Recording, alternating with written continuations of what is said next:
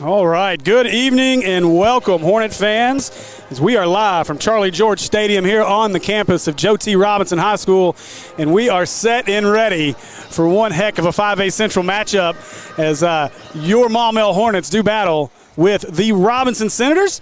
Joining me tonight on the broadcast, as always, is my buddy Tyler Chenault. Well, as in always by this week, not last week, but this week, my buddy Tyler Chenault. Tyler, how are you, man? I'm good. That's what I was about to say. I missed a really good one last week. A little disappointing, but I, got to watch it, and that was an exciting one. I'm glad to be back, ready for this one. I think we got another one ready to hit the books. It's going to be really fun. We were fortunate last week to obviously get to call the Mills Maumelle game, get to see this Hornet team finally kind of round that corner, we hope, as a big, huge win over Mills. As we called it an upset, Coach Moppin reminded us on the field it was not an upset. Those don't exist. That's right. And so we're ready for another one tonight. This should be an absolutely fantastic game. We are excited. The energy in this place is exciting. It's great. These guys are ready to play some football, and we're ready to bring you some football right here on the Maumelle Sports Network. We certainly appreciate each and every one of you, and a reminder that these games would not be a possibility without the support of Pulaski County Special School District, as well as our fantastic sponsors, and I'm going to tell you about them here. Our touchdown sponsor, American Pie Pizza, located at 9709 Maumelle Boulevard. Call them at 501-758-8800, or you can order online at ampiepizza.com. Score a touchdown with a Hog Wild Pizza tonight. Your first down sponsor, Acre Family Pharmacy, located at 1900 Club Manor Drive, Suite 101. You can call them at 501-274-1130 or visit them online at acrepharmacy.com. Be part of the family at Acre Family Pharmacy.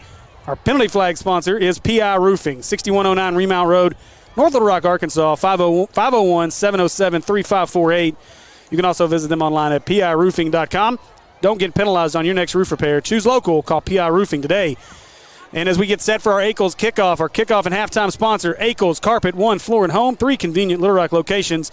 Call them at 501-214-0635 or visit them online at AcklesCarpet1.com. Kick off your next home improvement project by calling the experts at Ackles Carpet, One Floor and Home. Again, I'm Steve Henson.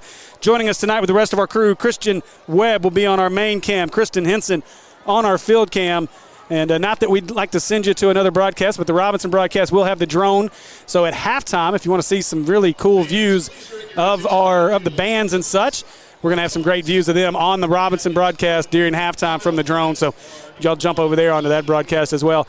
And I'd be remiss if I didn't say thanks to our friends over at Everett Buick GMC. They are the presenting sponsors of our Robinson Sports Network, and we're excited that they're a part of the team with Natural State Sports and bringing those broadcasts to you. So if you're a Senator fan, we appreciate you joining us. You do have Chris Goodman, Akemion Parks, and the crew on the Robinson Sports Network to view the game tonight as well. But if you want to sit here and listen to us, we would appreciate that as well. Oh, yeah, you got the best crew up here. I mean, I'm just going to say it. There's no doubt about it. That's right. This is the A crew. It's the B crew. No. Do what? Yeah, that ain't crew includes Kayla. Yeah. And Kayla, oh, my gosh. Thank you, Kayla. Slap me next time. The great Kayla Fletcher on production. I look at me.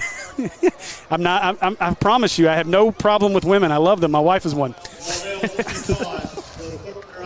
You know what we ought to do? Since Jim was down there waving at me, I should have just given him that extra headset you had. We could have Jim back on like the old days. It's funny. It's funny. Jim joined us during basketball season, our first year at Maumelle, and the whole reason that Jim was part of the broadcast was because we had no idea what we were talking about from an officiating standpoint. So Jim reached out and was like, "Hey, would you guys like to have an official on the broadcast?" It solidified that you didn't know what was talking about. But then it got to a point where we would have to calm Jim down because he was going off on the officials so much during games. So it was a great time. We've had our coin toss. I totally missed it. I don't even know what's happening right now. We deferred. All right, we deferred. So Robinson offense will be on the field first. And Tyler, I was getting to it a minute ago. I'll get to it now. We had the opportunity last week to go call that Robinson-Bologna game. And what I came away from in that game was, although this is a very good Robinson football team, this is a team that's maybe taken a bit of a step back offensively this year. And as they make their way out on the field, and they're all business as they are walking onto the field. They're not running. They're going to make the long walk onto the field. And so as we get this thing going, the big thing for me is can we put pressure on Quentin Murphy? Can we force him to try to beat us through the air and prove that he's not regressed a little bit from last year as a passing quarterback? Yeah, we talked about it. Didn't look great throwing the ball, honestly, last week, and that's something that he's putting a lot of work in to be successful at, right? And he's planning on getting back on track. But Coach Maupin even said it pregame. He said, we want to put pressure on him, but we want to put smart pressure on him, okay? We want to make sure you keep him in the pocket, because where you're going to get in trouble is whenever he uses legs and he gets outside of the pocket. So send some pressure, get in his face, but keep him in the pocket, make him beat you throwing the ball, because unfortunately for Robinson, he hadn't shown that he can do that a whole lot yet this year. Yeah, and talking to Escola, obviously the gamesmanship down there on the field is going to be interesting to watch. This is the first time that Coach Brian Maupin has made his way onto Charlie George Field as a visiting coach. He is the favorite son of the defense of Robinson High School, led this team to a couple of state championships as a defensive coordinator before coming over to Maumelle. And as we've seen this team try to start to turn the corner. It's going to be very interesting to see what they can do as your Hornets make their way out onto the field. And we are just about ready for our Ackles kickoff here.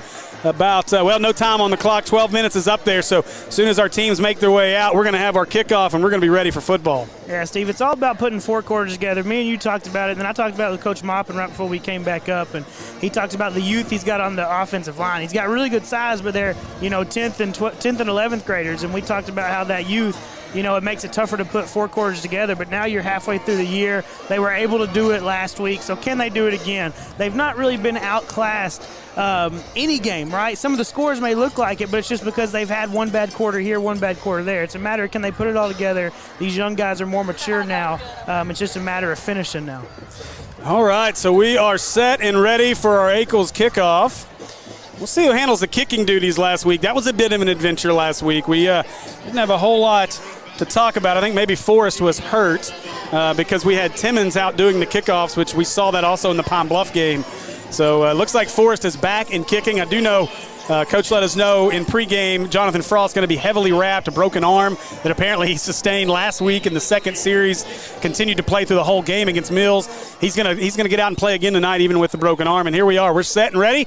That ball's kicked back deep and going to be returnable for the Senators from the 15-yard line out across the 20. Hornets missed the first tackle, and they're going to – no, ball's loose, and let's see who's got it. Hornets are pointing like they have, and we'll wait and see our officials as they unpile it, and let's see what the call is. Well, this is a big play, Tyler. Hornet football. Let's see. Our officials – I've not seen an official make the call yet. The Hornets are cheering like they got it. A conversation. You got to assume it's the Hornets there. Yeah. Because Robinson doesn't seem like they're excited. I didn't see it, but the offense is on the field. There it is. First down, Hornet football to start the game. That is a huge turn of events, and that's exactly what you want if you're Coach Maupin. Defer to the second half, still get the football first. And Steve, the question I was getting ready to ask is special teams going to be the key? Because we know Robinson has a boot. Oh, yeah. But right now we're up 1-0 on special teams. Yeah, absolutely. So Bjork, I can't tell if that's Newell or Worsham next to him. Looks like one. Yeah, it's Newell. And it is. So Elijah Newell in the backfield to get things started. Now they'll go 4 wide. You got 2 receivers on each side. Play clock's not even running. It's not. Now Newell. Look, they want Newell. Newell on the wheel. Newell trying to go to the back end. That ball's going to be picked off. Oh, boy, tough one there. Bjork telegraphed that. We've got back-to-back turnovers to start this game off. Yeah, that's when, you force the turnover, you're down close, you want to go for that home run and just really, go 2 times on top of that. But, it's a tough one there. And Coach Maupin also talked about turnovers, especially in that Pine Bluff game. 7 turnovers made it look a lot worse than it actually was in the game. So that's something you really don't want to start off your first possession with the turnover. Yeah, and a tough break. That play looked doomed from the beginning. There was a lot of traffic on the left side. Would have liked to see Bjork just tuck that down and take off and get a couple yards and live to fight another down. But now we're going to get a whistle. Stoppage in play here. Still no play clock, I think, is what they're going to talk about now. It'll be Jalen Knowlton in the backfield with Quentin Murphy. Quentin Murphy, a special athlete, offers from just about everybody in the country. We were told last week that he's been offered or he's committed to Ole Miss. I've not heard him tell me that, but either way, he's got offers from everybody. I think he's going to be at Mississippi State tomorrow for the Arkansas or for the Mississippi State. Forget who they have this week, but I think that's where he's going to be is down there. I think Jacob Coleman is also going to be at that ball game as well. So a couple of studs on the Robinson side that'll be making visits. And then the other interesting piece to watch in this game is going to be the matchup between 32 and 10. That's cousins Joe Mason and Quentin Murphy. And you got to believe that Mason's going to want to get in the backfield and get a piece of Murphy tonight. Yeah, and they were already talking about that matchup last week in the comments. So we know they're ready for it. You guys make sure you hit us up in the comments, as I'll be checking that throughout the night. I do have our roster in front of us. We got a pink balloon going crazy. All right. So now move Knowlton to the left side of Murphy now. Murphy, that's where he'll go with it. Nope, Murphy kept it. He wants to go to his left. He's going to take off and immediately going to be taken down at the 24-yard line by Bubba Johnson. And I think there's an injured Senator on the play who got rolled up. He got leg whipped maybe even.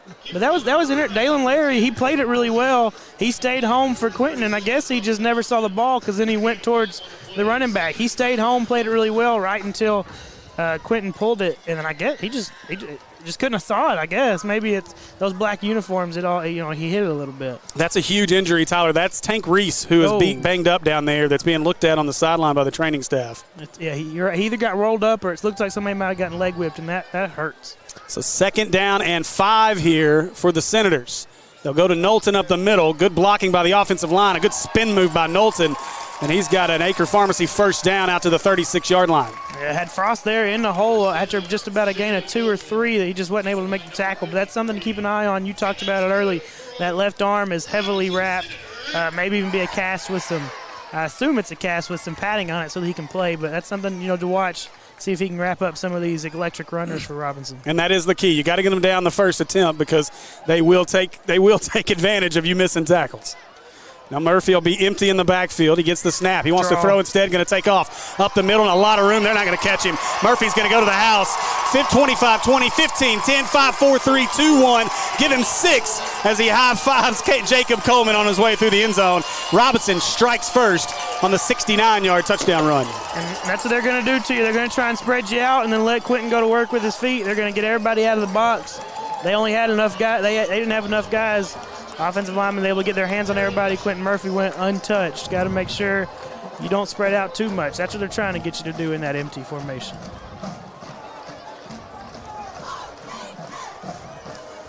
So a big play there to get things going for the Senators. And on to kick will be Tate.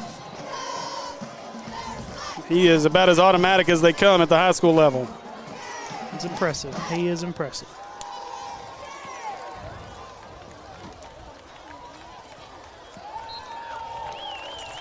Kick is no good, as we say, automatic. He misses it, and it's 6-0 Senators. I think he went wide right, but we did that on purpose. Yeah, we did that on purpose. That's right. We were the announcer jinx. It's real, I promise.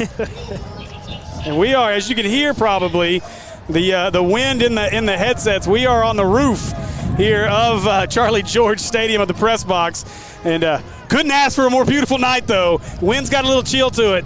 But I don't know that I'd want to call this game from inside the press box tonight. No, this is the best weather you could ask for. You said it affects our mics a little bit, but besides that, you couldn't ask for better weather. I could sit out here all night if this was the temperature. No doubt about it. All right, so now the Hornet offense will get back on the field after the kickoff. So that's 2 big swings, right? We force the turnover, give it right back to them, and then they go on a long touchdown try. So, see if you can come back, work towards getting a little bit of that momentum back and get it even out. All right, so Tate set to kick it off. And it's like Worsham and Newell back deep to return. It'll be Worsham inside his 5. He dropped it, picks it up at the 3, cuts out. Now in, nice move, got room, a lot of room across the 35-40. Got the kicker waiting on him, stutter step across midfield, and the Hornets are going to have great field position to start this drive. There you go, that's a great way to start it back. Oh, do the refs have pink flags today? Oh, it is October, you're right. It would be, that probably is a PI roofing penalty. It might be a glove or towel or. Oh, yeah, because none of our officials are responding like it's a penalty. So. All right, yeah, it must be a glove or something. Okay. Wouldn't surprise me. It is October. I know they go with the pink flags at some point through October, so thank goodness that's not what that is back there. All right, so first down, Hornet offense back on the field. Now it'll be Worsham along with Bjork in the backfield. Let's see if you can't establish the run a little bit now that you've tried to throw one. Getting the blitz off the corner. He's offsides. They do throw the PI roofing penalty. They'll stop the play. And they do have yellow penalty flags today. Yes. That's the first one we've seen. That's going to be on number 2, Kayvon Jones. Offside, so the Hornets, after the PI roofing penalty, get a free 5. It'll be 1st and 5. It makes you a little bit more flexible on your play call, 1st and 5. You don't got to get those 10 yards. See what they want to do now. They got the box open a little bit. Still no Tank Reese. Bringing this, they'll give this one to Worsham. Worsham finds a little bit of a seam. He's going to get 2, maybe 3. Down to the 38-yard line. It'll bring up a 2nd down and 2 for the Hornets. 2nd down and 2. A great down, great distance. Tank Reese is still over there on the sideline getting taped. Looks like it may have just been an ankle, but either way, they're a man down, and he's going to at least be slowed up a little bit if he comes back out. Now Bjork pitches it outside, trying to get the corner is Worsham, and he is hammered after maybe a yard. That was number 24. Carter, was it 29? 29, sorry, 29. That's Josh Smith on the hit. Yeah, that's the one thing the biggest thing we got defensively from the Bologna game last week is these guys are not afraid to hit. They're going to fly around and they're going to hit you, so you got to use your chances whenever you got them because they don't give you many. So 3rd down and 2, big play here. Let's see if the Hornet offensive line can move somebody. They'll go to Worsham right up the middle. He's got the 1st down and more. Breaks through the hole. Across the 25. Gets outside looking for blocks. Good block out there by Barham. Worsham going to finally be run down at the 12-yard line. That is a huge play for the Hornets. Caleb Doucette chased him down to get the tackle. Yeah, great play. 3rd and 1, and we just got to get the 1 yard, right? So you're just trying to get the 1 yard, but some really good cut. He had a really good hole. Then he's able to make a cut once he gets to the 2nd level and add extra to it. Now you see Cato Hunter come onto the field as they sneak him onto the boundary out there. Let's see if they try to go to Hunter with a fade. Sending the nickel blitz. And they'll run Elijah Newell up the middle. It's bottled up. Nowhere to go on this one as he is slammed down at the 19. Forward progress will be the 13, so a loss of a yard on the play. That's the 2nd time they've sent one of those D-backs coming off the edge, and you wonder how many times they're going to try that and how long until Maumelle is going to come with something to play off of that if Bjork can see it before the snap. And they're telegraphing it. They're bringing it quick early. Yeah. So Newell still in the backfield. Sublet is your up back. They'll go behind Sublet on the right side. Oh, good nice cut. move. Boy, Newell, a couple of good cuts. He gets inside the 10 to the 8-yard line. It's going to bring up a 3rd and 6. Yeah, there really wasn't anything there until that jump cut. He cut the one little sliver of room that he had. He jump cut into it, made a guy miss. He was able to get positive yards, make it much more manageable. So 3rd down and 6 here for the Hornets. Can get a 1st down without a touchdown. 1-on-1 up top. Definitely got a size advantage as well. See if they look there. He's got him. Oh, man, throws to the right side. It's caught, but it's going to be short of the 1st down. Barham's got it at the 5. They're going to mark him at the 4. Flag on at the line of scrimmage. I'm wondering if not enough men on the line of scrimmage maybe because he threw it late. I don't know what he would be throwing on that side. But you're right, he had Cato open on the little slant 1-on-1 there and eligible downfield. Yeah, so they were not on the line. Somebody must have been, maybe Cato wasn't where he was supposed to be lined up. And now they're going to replace Cato with Karsten Hilliard. And it'll remain 3rd down. It would have been 4th. Instead, Robinson's going to take the penalty. It'll be 3rd down and 13. And that, they would have brought up 4th down, so it's now you got a 3rd and I guess 11 what's going to end up being. Yeah. You would almost rather that 4th and 2 than the 3rd and 11, but at least you got 2 down still now. Well, we'll see if they do anything with that slant. Like you said, they had that play open. They just didn't go there. Now they'll switch it with Hilliard. They're going to move Sublet to the end of the line on the left side. They're going to have about 10 seconds to get this play off. As Bjork goes and has a word with Sublet. Now he's got to get set. Let's see if they get this play off. They got 5 to snap it. Newell to his right. Bjork claps, and they just do get it off. Bjork looking over the middle, throws right. Got Barham. Barham makes the catch. Tries to throw a man off, but he's going to be stopped at the 10. And I got to believe the Hornets will go for this as they've struggled mightily in the kicking game this year. Yeah, I don't know if there's any question that Maupin's going to go for it. But now you got a 4th and 7 instead of a 4th and 2. So they'll bring Sublette off the field, get another athlete on the field in Worsham. It'll be 4th down and 8 at the 10-yard line. Need the 2 for a first. You got to think that matchup with Cato is something they wanted. They got him out there alone, moved everybody else on the right, so I wouldn't be surprised they come back to it a little bit later. It's Newell and Worsham in the backfield with Bjork. Bjork's got it, fakes it, looking to the end zone. Got his man, step back over the middle. A lot of contact. There's got to be. Boy, no penalty on the field, and that's a tough break. Wow. I mean, he had him wrapped up, but Bjork also missed Timmons on the little corner route out in the back corner of the end zone. It would have been a tough throw, but he was coming open pretty quick. There were 2 guys there, one open guy, one guy that, I mean, no doubt in my mind he got interfered with. Yeah. It should have been at the very least a hold and another down. Instead, it'll be a turnover on downs, and Quentin Murphy will lead the Robinson offense back out on the field at the 10, leading 6-0. It's just a matter. You can't let them hurt you with your feet. You got to stay home. Don't let them spread you out like they did last possession and make him hurt you with his arm. All right, so 1st down and 10 here for the Senators. Murphy, I can't tell who the back is next to him. He's looking to throw. Pressure coming. Larry had him. Ball's out. Oh! Let's see how they rule this, if this is going to be a fumble or incomplete. Call it incomplete. And it is, yeah. Looked like he was coming forward just enough as it slipped out. Well, they were chasing him down, and he wasn't trying to tuck that one. He was trying to look downfield, which I'll take that. I'll have him try and throw it under duress as opposed to tucking and running. Without a doubt. And I believe that was Nick Abrams in the backfield next to Murphy. I was trying to see the numbers here. Yeah, it was 20. Okay. Yeah. Abrams plays a lot both ways. Jacob Coleman coming back on the field to replace Jaden Carter. Coleman, another top 100 player on this team. A move in from California. It's like, man, it's still Abrams in the backfield. I'm waiting to see if when Tank gets back on the field, just after that early injury. Motion, they're going to go to the right, pitches it out to Abrams. Abrams trying to get the corner, just got to make the tackle. He broke it. Jonathan Williams will pull him down at the 16-yard line. What should have been a gain of 3 ends up a gain of 6. It'll be 3rd down and 4 for the Senators. Yeah, Worsham's there to make the tackle. He just got to make the play. And, he was upset with himself. He clapped his hands after he got up. He knows he should have made it. I'm sure he'll make it next time. And he's there. And he had good position. He was broke down. He's able to he just got to hold on to him and keep his feet right there. And I'll give Robinson, they're taught that way. I mean, they are really good at breaking tackles. They are hard to bring down. Now they'll go 5 wide this time. They'll empty it out, and I wouldn't be surprised to see the draw by Murphy here. It's at least an option, especially with how they're lined up against him. Boy, it's a tough throw by. He wanted Abrams, and he had him wide open for what would have been a 1st down.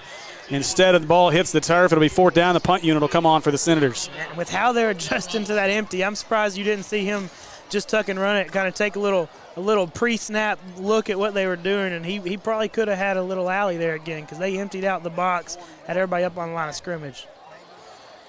All right, so 4th down. Newell will be the return man. He'll step his foot at about the 48-yard line, it looks like, once he gets set. We'll see what kind of punt we got at Tate. Again, Tate, as Coach Escola says, is the best kicker in the entire state, and I believe it in the kicking game as far as extra points and field goals. He can boot it. And we didn't see him to punt much, so this isn't something we've got to see much out of him yet. It's a big stop by the Hornets there, though, after missing out on really 2 opportunities in the red zone. Tate's kick line drive. Newell got to go back for it. Nice kick at the 41s where he'll return it. Newell looking for a seam. He's got one back to the left side looking for some blockers. Newell going to cross the 40-yard line and tripped up at the 35-yard line. Abrams. And again, great field position for the Hornets to start this possession. Hornets have had 3 possessions so far in plus territory. Hadn't been able to turn it into points yet.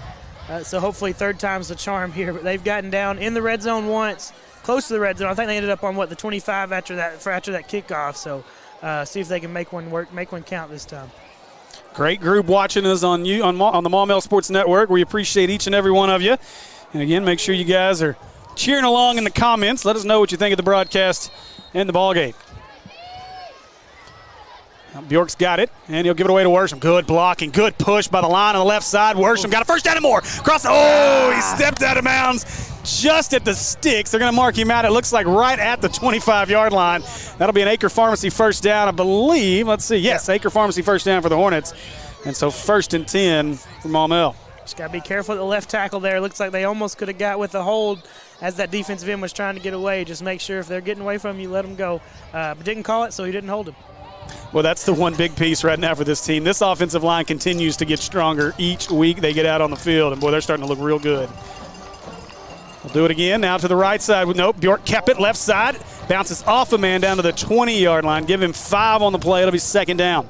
Another 5. You keep chunking them up like this, it could be a good night. Like you said, offensive line, especially a young one, as we talked about pregame, it takes some time. They got to gel. They got to figure out what's going on. But they've had time now, and hopefully they can continue to keep showing how physical they can be. Palm Bluff leads Mills already 7-0 early in that one as I jump over the Mills Sports Network. Bjork took it away from Worsham, falls forward inside the 20. And Sublett lost his helmet. He'll have to come off the field for a play. That was a good pull by Bjork. He had to read the defensive tackle there, and that one's it's got to be a little nerve-wracking for a quarterback whenever you're reading the defensive tackle because he's in your face. But he pulled it good, but he's only able to get a yard off of it. But I think that's more than he would have got had he handed it off. Quite a night across the 5A Central.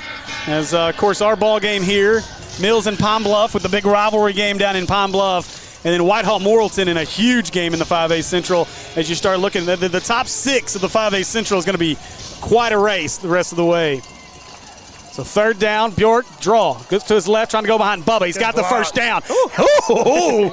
Bjork lowers the shoulder, and we got a late hit. This may be a targeting call on Robinson. He flew in there pretty close to head first. Yeah, I think we're going to get a targeting call on this play, most likely. Really good block by Bubba there. You said Bubba able to seal that edge. Personal foul, yep. And that's exactly what it is. So 15 yards tacked on to the end of the run. Well, it should be half the distance, right? Yeah, you aren't going to get 15 Yeah, down. we're inside the 15. In the end zone, touchdown. But, you know, really good run by Bjork. 2 guys need credit there. Bjork for being willing to lower his shoulder against a team that we know is going to come lay the wood. But then 31, I lost it now. Bubba, yeah. Bubba really sealed the edge and was able to spring that one for Bjork to get outside.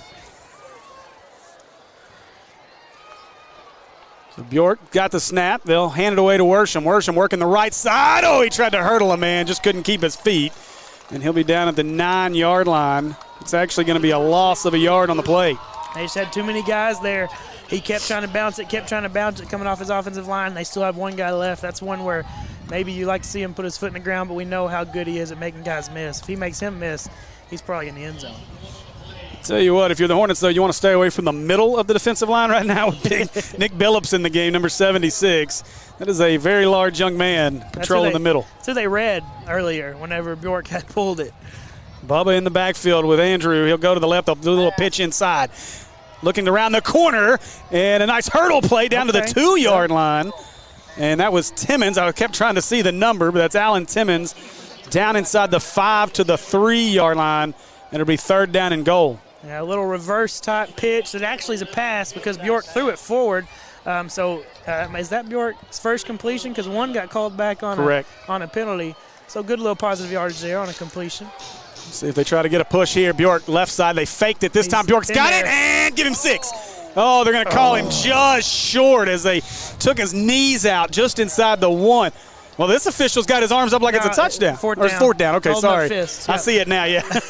We're way up here. I got too excited for a minute. They're going to go. Snaps it and whistles. I don't think they were set. They're going to timeout Robinson, yeah. Yeah, Robinson knew they were about to give one up. Called a timeout there to get them settled because they weren't ready. Maumelle went fast. Robinson wasn't lined up. They probably didn't even have the guys in there they wanted to have in there on goal line. Coy Garrick says Bjork is a sophomore. You are correct. He is. Nico! Big Nico, my buddy. Nico Davier in the comments. Good to see you, buddy. I missed you. We're ready to get down and see a game, bud. So good luck this weekend out at the Grove in Oxford. And watch out for those guys. They like to throw beer cans on the down on the field. So look out. Yeah, Steve, speaking of Nico, I've never met Nico, but I worked with his old D-line coach, Silas Nellum. Oh, yeah. Really good dude. I worked with him once he moved to North Little Rock. I know Nico is a big fan of Coach Nellum's, and I'm a big fan, too. He's a really good guy. He's over at Parkview now, so he's in line for probably getting a ring this year. You think so? I hate to say that as other schools in the 5A, but it does feel like that we're just all playing for second place right now. It's Parkview and then the field. Exactly. Unfortunately. Yeah. Well, anytime you go up and knock off Bryant. First Arkansas team to do it in 54 games. Years. Yeah. Are we going to get a tush push here? It looks like it. As you got Sublet behind Bjork and Bubba Johnson behind him in the I formation, and this is going to be quarterback sneak all the way. Bjork's got it. Nope, they pitched it. And it's a touchdown, Elijah Newell. Okay, had me fooled. Give him 6 as Elijah Newell scores the touchdown. That's the point, Steve. They're trying to fool everybody. Make you think you know what they're going to do so that you can come at them with something else. Hey, listen, somebody needs to clip that and send it to Dan Enos because that's a beautiful 4th and 1 play. Here we go. I went after the punter last week at Robinson, and now we're going after. Hey, he'll email you back though. Yes, he will. I'm gonna send him that in email. See if I get a reply. Oh, I feel it, man. That's. Ugh. So Forrest on for the extra point. York's got it, gets it down, kick is up low, and I think he get over. He got it in. He got it. It went in. Gets the extra point to just sneak over, and the Hornets take the lead 7-6. Oh, Coach Escola is not going to be happy about that because that took entirely too long. Extra points and field goals, it's all about timing. And if you're off by a half step, that thing's getting blocked. So Coach Escola, he's trying to figure out how they didn't block that because that was about a second and a half too late on getting the kickoff. But it don't matter for us. It went through, whether it's an inch over or about 2 feet over. It still went in. It still counts. And now your Hornets have the lead. That's big. The big time here is the Hornets take the lead with 3:43 left in the first. And this is already shaping up to be exactly the battle we thought it would be. See what we can do. Last time we kicked it to them, they turned it over. See what we can do this time. So Forrest to kick it. Jacob Coleman's your deepest man back at the 10-yard line.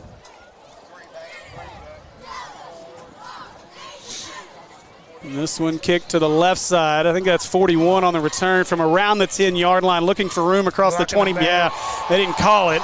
A nice tackle out at the 40-yard line. No PI roofing penalty. It should have been, but it wasn't. Yeah, I think that was Sublet that was getting blocked, and, the young guy, the freshman, he's got to sell it a little bit more. Break down and sell that you got pushing it back so maybe it gets seen. About Sublet, so this week was the first week I was able to watch the linemen do some work pregame. And standing beside him, that kid, there's no way he's a freshman. Right. I mean, he looks big on the field, but when you're standing down in the end zone with him, I mean, I don't believe it.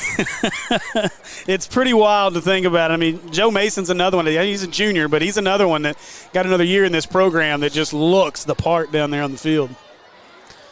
So Murphy and the Senator offense back out on the field, 3:35 left in our first. Hornets showing some pressure. They're bringing the pressure. They run away from it with Thomas. Murphy puts his head down. He'll get maybe a yard to the 41-yard line. It'll be 2nd and 9. It's like Jonathan Williams may have been in there to get a hand on the ankle, and then you got Larry, and you got who else is that? Forte in there. They're able to bring him down. Forte might have been the guy that really gets the tackle. We've called Forte's name a lot the last few weeks. He's really starting to come into his own, especially on the defensive side of the ball. Yeah, and we talked about it earlier. That defensive line, it's going to be key. Can they get pressure? Can they keep Quentin hemmed in? So 2nd down and 9. Murphy at quarterback. Can't tell who the running back is. Murphy's got it. It's Thomas back there with him. Murphy going to take off. He's got a lot of room right up the middle. Murphy takes off across the 40, 30. They'll tackle him. Oh, that was a funky fall. Ball's loose. They're going to say that's a fumble. No way. They're going to say that's a fumble. That's Maumelle football if they do rule it a fumble. Quentin looks like – Quentin – he's got to be hurt. He's rolling around a little bit, but he's going to jog off. It was a weird fall. I think they're going to say that Robinson ended back up. Robinson stood up. Nobody threw their beanbag. Okay, so I can't tell. Looking at the delayed replay I have, he was down. Like he went down, swung over, and then the ball came out. Nobody threw a beanbag, so I don't. And I think they were fighting over it, but I don't think they called it a fumble. But you never had anybody signal anything either. Yeah, Murphy's tapping his hat. He wants out of the game, and coach said no, made him stay in. Murphy was coming to the sideline, tapping his helmet, and they sent another play in. They got him still on the field. He's walking fine though. He looks okay, but we got to keep an eye on that. That was an interesting fall. There's no way he felt great after that. Murphy's got it. Oh, big pressure. Murphy took it away. Going to throw it deep back to the end zone, and he caught that. Oh, what a catch. We've got penalty flags on the field. Ineligible. Yeah. Ineligible. What an amazing catch, though. You got to give the receiver credit Number as he one. took it off the head. But the PI roofing penalty is going to bring it back. But my goodness, what a catch by the receiver. Yeah, they're going to call ineligible, but number one was on the reception. Wow. Spencer Watson for Robinson, but we're going to just back it up. Put Is it that- in reverse. Whew, big break for the Hornets there.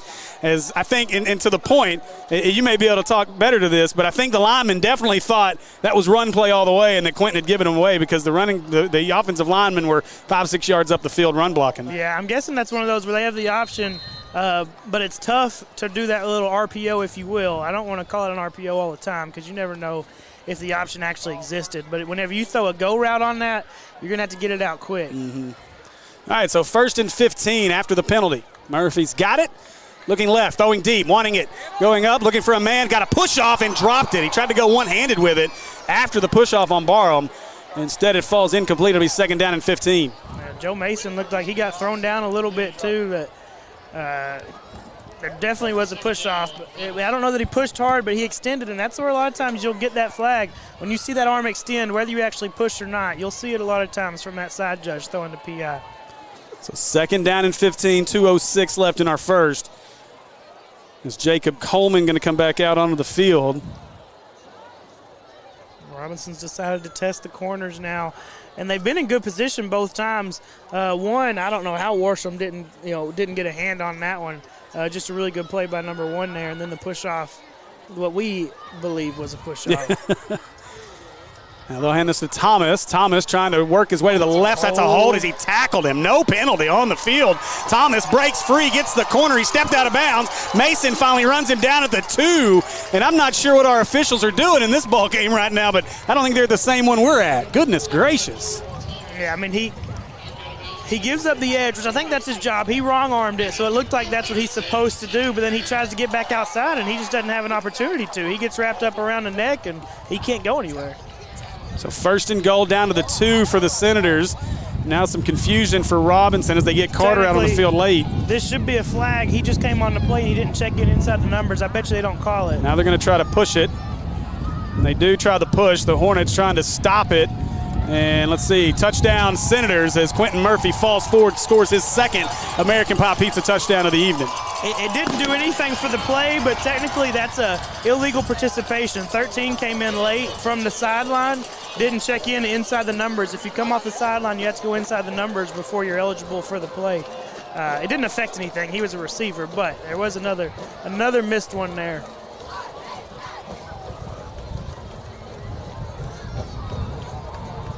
Yeah, tough drive if you're a Hornet fan there. As I think a few times there we probably felt we probably should have got something. And instead, no call. Now Tate on to try the extra point. They fake it. And up the middle. And let's see, got it. He got it. 2-point conversion's good.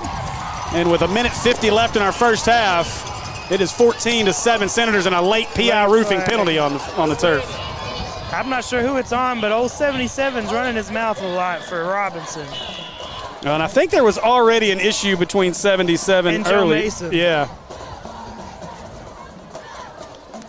Something to keep an eye on later on because as he was walking off, he was looking towards the Maumelle sideline. After the play, he scored on defense.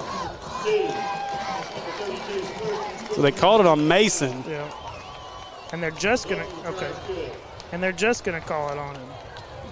And that stems back from whenever it looked like Mason got held and the push-off that we called, it stems back to that play where Joe Mason and then 77 for Robinson were jawing back and forth.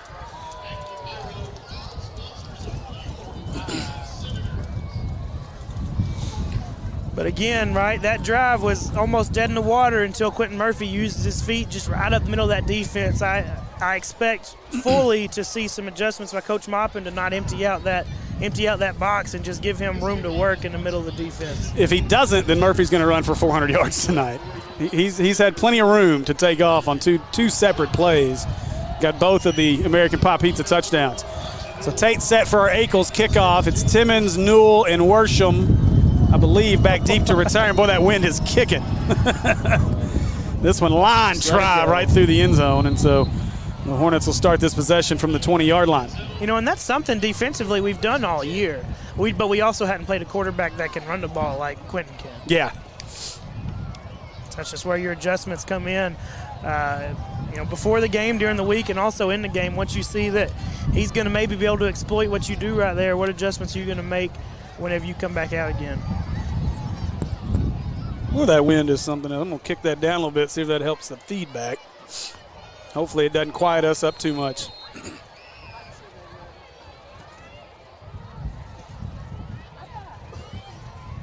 So Bjork back in the backfield at quarterback. I believe that's Worsham to his left. Give it away to Worsham. Worsham trying to get to the right side, tripped up in the backfield. Good tackle by Jacob Coleman. Abrams there as well. And maybe 3 yards out to the 23-yard line. I'll bring up 2nd and 7. Yeah, they're really trying to help the run with those safeties coming from deep, and it's working so far, trying to get the edge. But that's one where if you can get those safeties about a little bit, might be able to get behind them later in the game.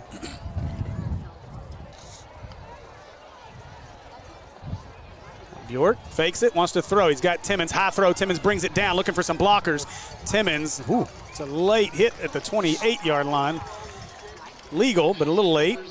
And that'll bring up a 3rd down and 2 for the Hornets. They had the little tunnel screen set up. The ball was a little bit high, so threw off the timing some, but Timmons still able to get good positive yardage on it. Well, good to see DeMontre Clegg in the comments. A lot of ex-Hornets in the comments, as well as Nathan Joel, Mr. Mullet himself.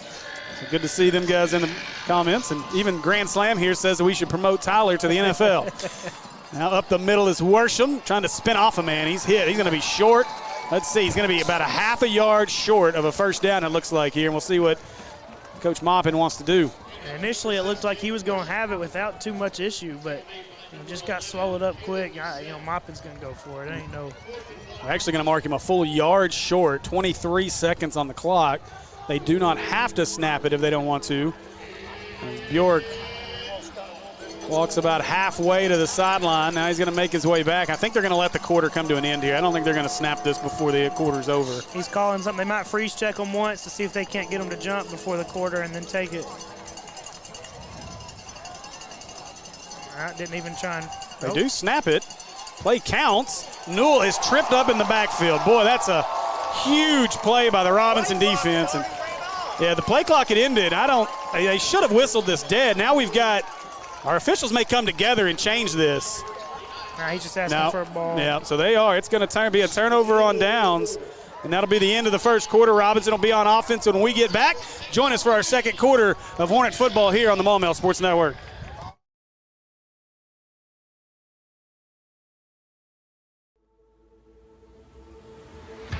Come see us today at American Pie Pizza. Enjoy our pizza by the slice daily from 11 a.m. until 2 p.m.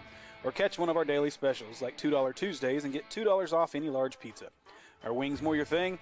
Monday nights are Wingtastic Mondays. So get all the wings you can eat for just 69 cents a wing. And don't forget about the incredible cheese dip. Then to finish it all off, be sure to grab a Pizookie or one of our other amazing desserts. So head over to 9709 Maumelle Boulevard and let our friendly staff serve you today. Call ahead at 501-758-8800 or order online at www.ampiepizza.com. Live free and eat pizza at American Pie Pizza.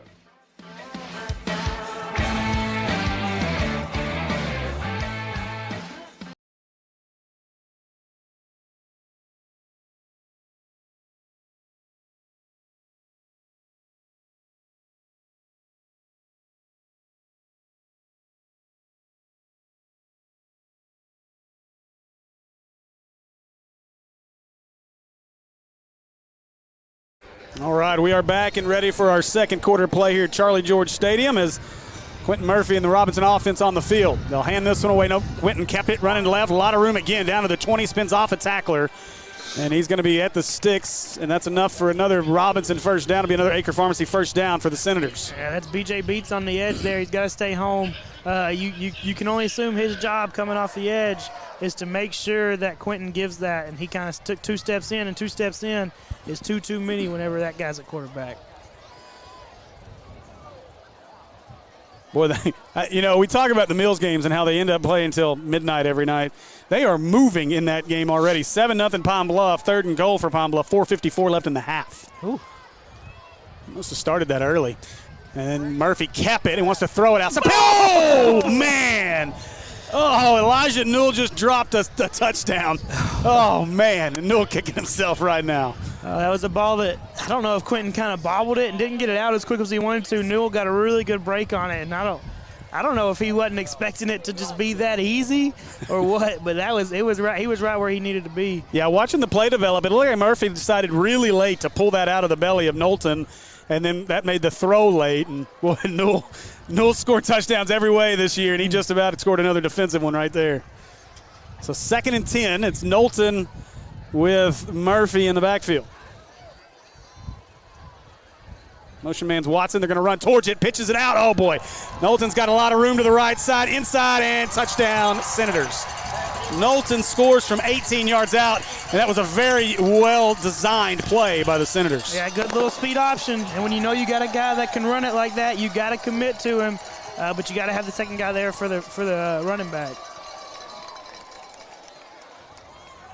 This is an offense that's looking a lot better, a lot more well-oiled, if you will, than they did last week. Without a doubt. You beat me to it because they have definitely played a little different in this one than what we saw against Bologna last week. And maybe it's one of those things where they just weren't quite up for that game last week.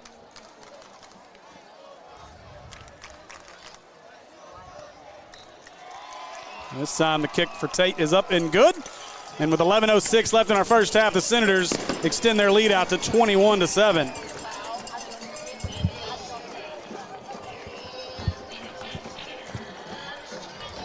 Big drive here. We've been able to move the ball fairly well against them. It's just, hadn't been able to punch them in. So see if you can't kind of keep the ball on the ground. And then Bjork, he's going to have to be able to throw it some. We hadn't really done a whole lot throwing the ball.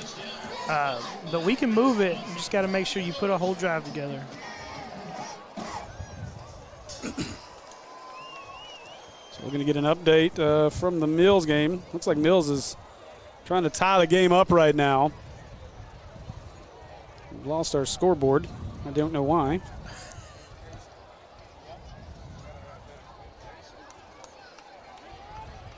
So 11:06 left in the first half here. Mills did just score. They're going for 2 actually. 7-6 Pine Bluff. Mills looking to take an 8-7 lead. So Newell will be the deep man. Worsham standing at about the 20. We'll see if Tate gives them any opportunity here. It's interesting. He gave him that first kickoff that he had. He gave him a chance. Obviously, the second one, it wasn't going to happen. They had moved up 15 yards to kick it. Yeah, and it looks like he looks over here to the sideline and gets a call as to whether or not to kick it through the end zone or give him a chance. He can do it. And this time he will pooch this one. So a pooch kick. And who is that? 17. Oh. Tucker Gurney. Oh, so Tucker Gurney. And that's not a bad idea if you're Robinson. Kick it to one of them up men and make them do something with it. Yeah, that was one. That was scary because a lot of times kickoff return teams, you're told if the ball's over your head, you don't go backwards. Yeah. Okay, you come up for the ball. But he went backwards. He caught it. He made a guy miss a little bit. So still good field position, but a little less, a little uneasy there for sure. I'm a little surprised by that play call from Escola to kick that ball like that when you have such a weapon in Tate. Instead of letting the Hornets just go 60, you could force them to go the extra 20 just about every single time. So Bjork's got it, and he'll give it away to Worsham. Worsham looking to the right side, got some seams, finds his hole across midfield, and out to the 45-yard line. He'll be at the 44, and an Acre Pharmacy first down for the Hornets. Yeah, you had Jaron Eddington down blocking big 58. I think it's 58. But he was down blocking a safety on that play. Is that 56? Maybe 56. Yeah, I think it's 56. Yeah, so John Bishop down blocking a safety on that. Really, you love to see whenever linemen can get, I'm pretty sure it was a safety, to the third level. As a lineman, your eyes get real big when that happens. That's one that it should be a pan. I have no idea why. That's really strange, but okay. Production truck issues, maybe. I don't know. All right, so 2nd down and 10. We had a momentary issue with our broadcast, but I don't know why. We should be all set and rocking and rolling here. Now Bjork gives it away. Worsham left side. Up the middle. Is that Newell? It might have been Elijah Newell on the carry. Yeah, it's Newell. Okay. Looked a little taller as soon as he made the cut. And I said Worsham. Like, I don't think that's Worsham. Yeah, but a good 8-yard run brings up 3rd and 2. That's a big yardage right there after an incomplete pass on 1st down. I'll bring Bill up, so put some meat in the middle of that defensive line here. It's 3rd down and 2, 9:50 in the first half and counting. Hornets looking to respond to a couple of touchdowns the Senators have put up. Trail 21-7. Bjork gives it away to Newell. Newell tripped, and let's see where they spot it. I think he's going to be shy of it. Yeah. It's going to be a yard short as he got tripped up going through the line of scrimmage. Billups, the big Nick Billups in there on that tackle. You've seen a lot of 4th and 1s here. This is at least the 3rd one. We're 1 for 1 right now if it's the 3rd. If you're an Arkansas fan, don't watch this. There go Bjork, quarterback sneak, first down. He got it. Oh, and the ball's out. Ball's out as they chase it down, and now they don't have the first down. Oh, my goodness. Oh, my goodness. All the way back at the 35-yard line. And I missed what happened in the pile to get that ball out of there. I thought the play was going to be called dead. And instead, they let the play continue. Somehow the ball got ripped out, and it's going to be Robinson football at the 35-yard line. My goodness gracious. Yeah, I don't know. I couldn't tell where the ball was, so I don't know if momentum had stopped yet or not.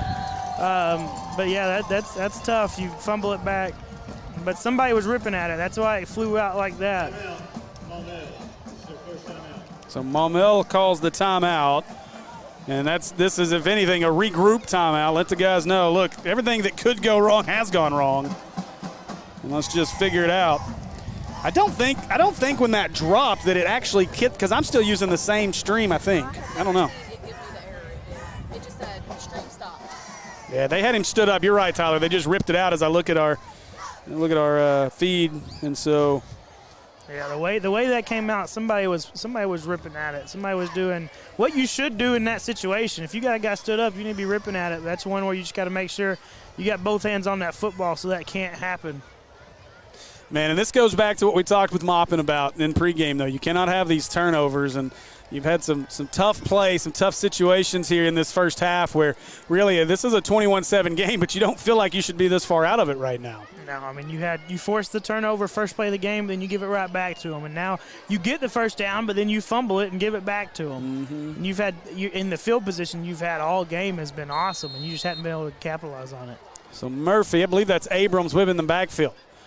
That's where they'll go with it. And Abrams got a big hole. He's going to fall forward. A good run there by Nick Abrams as he's out to the 42. Give him 8 on the play. It'll be 2nd down and 2. Make it 2nd down and 3 on the play after a gain of 7. Yeah, right now, whenever they want to run the ball, they're able to run it, getting a little bit of movement on that front. You got Joe coming out, and Sherman coming in for him. Watson will come in for the Senators.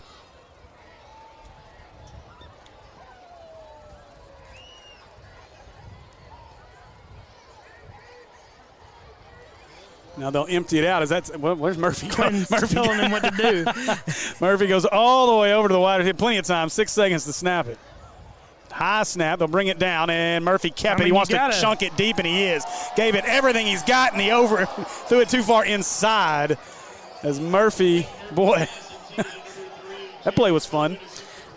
But, I mean, look, that's one that you can't let happen, right? When the quarterback runs out there to tell him something secretly, you got to expect, he's going to be doing something. Yeah, right? There's something that he's doing. You got to keep your eye on that guy whenever the quarterback runs out there, tells him a secret, and comes back. He wasn't telling him we're running the ball. Right, exactly.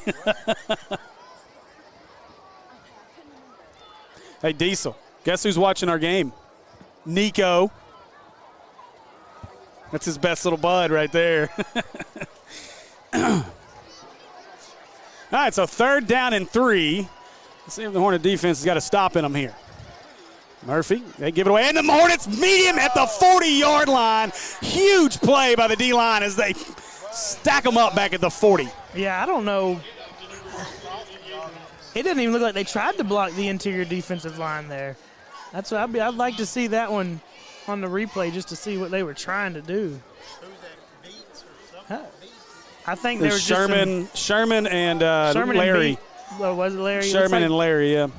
But it looked like they were just miscommunication on the offensive line. Both guards were trying to work up with the center and just left the both two techniques or so alone. So Tate to punt it. He gets the snap. Kick is away, and he hit the punter, and that's going to give him a 1st down. PI roofing penalty on the field. We'll see what they call it. I mean, he knocked him to the ground. There's a good chance that's a roughing. Either way, they only need 5, though. They just need the 5. Oh, and another. Yeah, going to call the 15. It's a tough break again. The Hornets shooting themselves in the foot as once again you had the ball in your hands and you give it back to Robinson after the penalty. And now, of course, need some Robinson eyes on John Tate. Tate didn't get into the season until a couple of games ago, recovering from a torn ACL he suffered back during soccer season. And so I know probably a few guys maybe held their breaths there. I know Coach Escola holding his breath when that hit happened, but Tate's fine over with his group of special teams. And earlier you said everything that's went wrong has went wrong, but you missed one, and there it is, unfortunately. So it'll be Knowlton and Murphy in the backfield as the Senator offense comes right back on the field. They'll start this from the 45-yard line. And, boy, a long time at the mesh there, and Dalen Larry throws Murphy to the ground at the 45-yard line. Maybe a yard with the fall forward. It'll bring up 2nd down and 9. Yeah, he took a little too long to make the decision there, but it's also because of how Larry played it, right? We talked about, maybe was it Pine Bluff? You got those situations, you got to at least attack that mesh. All right, it stand there, and with the speed that this team has, if you just stand there, they're going to be able to outflank you, or they're going to be able to get north and south before you have a chance to get down there. So it's something where you've got to force them to make a decision, but do it under control. All right, so 2nd down, 9 to go.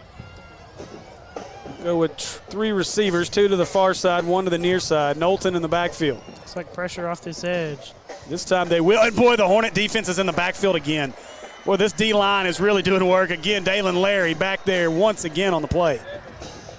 That's just, I don't know what's going on in the interior, but two plays in this possession alone, and they've just kind of let guys go. The Hornets have found something in there, no doubt. And they are whipping guys in the middle. That was just, they pulled, looks like maybe a buck sweep they were trying to set up, and they just weren't able to get those down blocks from their center and their tackle there. Maybe too much space, but just able to get upfield quick and not be able to get their hands on them. So 3rd and 13. Let's see if they bring some pressure at Murphy here. You're going to have to keep somebody back spine. I wouldn't mind to see Bubba Johnson with his eyes all over 10 on this play. Abrams, empty it out. Yeah, Abrams going to be the back technically, but he's split out right at the 50-yard line on the far side of the field. Now they'll motion Abrams. To quads. Pressure. Now we got a timeout, Senators. Robinson wants a timeout. They didn't like the look. I think they were expecting them to empty out the box again, and they just didn't. They didn't do it that time. They kept Bubba in and gave him a little bit of different look on empty that maybe they weren't ready for. So real quick, while we got a break, I'm going to jump over here and see if I can get a score on this Mills game. At last look, it was 7-all, and it is still 7-all with 41 seconds to go in the first half of that one. A lot of Pine Bluff fans. Oh, my goodness, y'all. You want to talk about a game that's got the eyeballs on it tonight. Look at the numbers watching the Mills Pine Bluff game. 825 people watching the Mills Pine Bluff game right now. 825 live currently. That's 8 times what we have watching our game right now. The fans have shown up and shown out for that ball game, and we appreciate everybody watching the Mills Sports Network for that one. 7-7. That's one thing Mills has shown out this week, just in this year, just in viewership. Oh, yeah. Well, and they've got a great following, obviously, but, it helps when you've got some huge rivalry games up and down 530, and most of those schools don't have quality streams like we do. Yeah. And so everybody wants to watch Mills get beat a lot of times is what it is. And so Mills doing a good job, obviously. Big ball game down there in Palm Bluff. And then it helps you got an Arkansas commit playing, too. Yeah, without Two a of doubt. them in that game. Yep. Now, Abrams, your motion man. Murphy going to roll that way. Murphy, he's just going to take off with it. Hornets going to try to run him down. Oh, tripped him up. He's going to be short of the first down. And that was Timmons who made a business decision to go for the legs instead of hit him up top. And that's going to bring up a 4th down, and we'll see if Robinson wants to try to pin the Hornets deep. They did all that moving and all that. It was the same, at least the same setup. They may have changed the actual play call, but the setup was the same. But it looked like it was just to get some extra blockers out there for Quentin to kind of run a sweep. Yeah, so 4th down and 4, a gain of 9 on the play. And Robinson going to go for this. This is an opportunity for the Hornets to get a stop back. It'll be Abrams and Murphy in the backfield. Trips to the far side of the field. Watson, the single receiver here on the near side. They're going to go. They're missing a guy.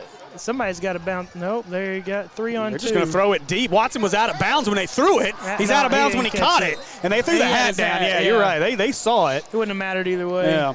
But that was scary up top. We had 2 over 3. Typically you're 3 over 2, but they had 3 eligible receivers up top, and we only had 2 guys to cover them both.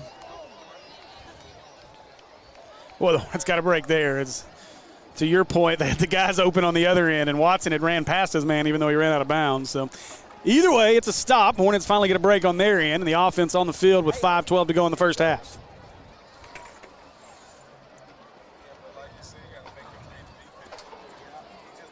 So Worsham will be the running back on this possession, at least to start things. 2 receivers to either side of the set as Bjork claps his hands. It's the snap. No play clock on this one as Worsham gets it to the right side. Worsham following big Jalen Harris over there to get 4 yards out to the 44-yard line. And once again, they're not running the play clock in this game. And it's still not. It should be ticking now. That's the thing. The 40 play clock should start immediately. As soon as the dead ball whistle is blown, the 40-second clock should start. So 4:45 and counting here as Bjork claps his hands. Same formation as before with Worsham in the backfield. Get the call from Burcham.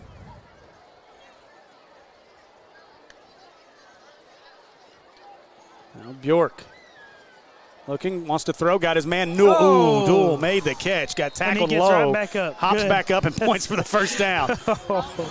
You love to see it. Oh, man. Because that did not look good.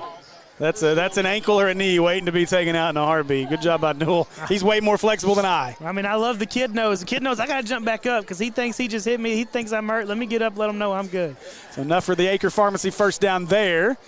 And down to the 49-yard line. Hornets, a score here would be huge, obviously, getting the ball after the half. Bjork fakes the handoff. He's holding him. Boy, he's holding him. Threw it up for Newell. There's the flag, the PI roofing penalty. And Newell had his man absolutely whipped on the play, and Watson was just trying to drag him and hold on for dear life. As a Robinson player, a Robinson coach, a Robinson fan, you'll take the 15 over the 7 points. Without a doubt. Well, I guess 6 points. 6 are the only things that's guaranteed. So PI roofing penalty will be a hold. Defensive hold on Robinson. The yardage will result in a first down here for the Hornets. So it'll be an Acre Pharmacy first down out across the 40 at the 39.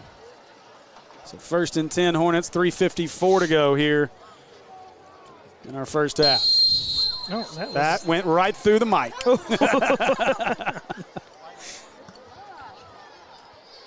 His call didn't come across, but his whistle did. Now Bjork fakes, wants to throw it. Got Newell out there looking for him. Newell runs under it, and did he catch it? Yeah, yes! What a catch. What a catch by Elijah Newell all the way down at the 4-yard line. 1st and goal Hornets after the Acre Pharmacy first down. And that's a heck of a catch by Newell, but that is a drop in the bucket by Bjork right there. A drop. He had 2 guys, double coverage right there, dropped it over their heads and put it in the bucket. We got Nico back in the chat. I was telling him I have to get Diesel on the broadcast in a minute. He's excited to have Nico in the comments. He misses his buddy. So first and goal after the big play from Bjork to Newell.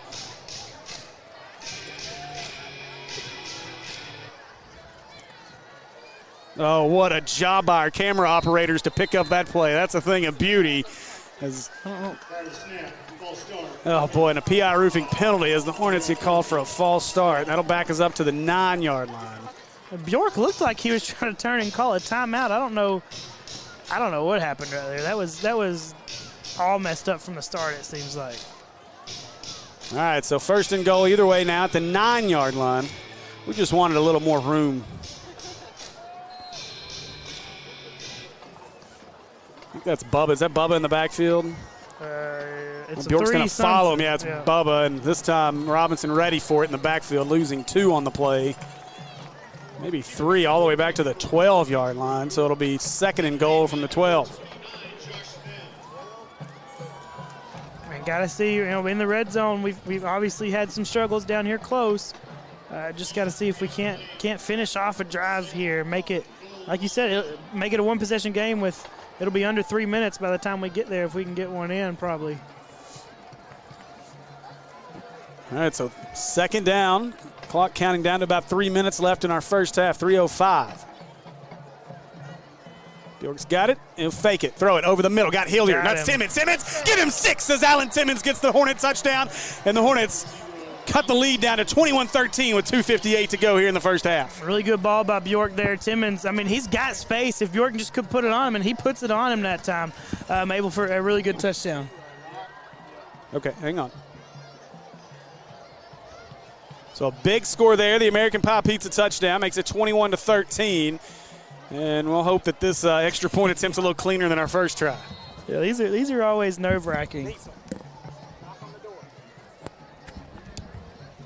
I think so. Forrest is just a sophomore. I hadn't paid attention to that. This one they get down. Forrest's kick this time is up and good.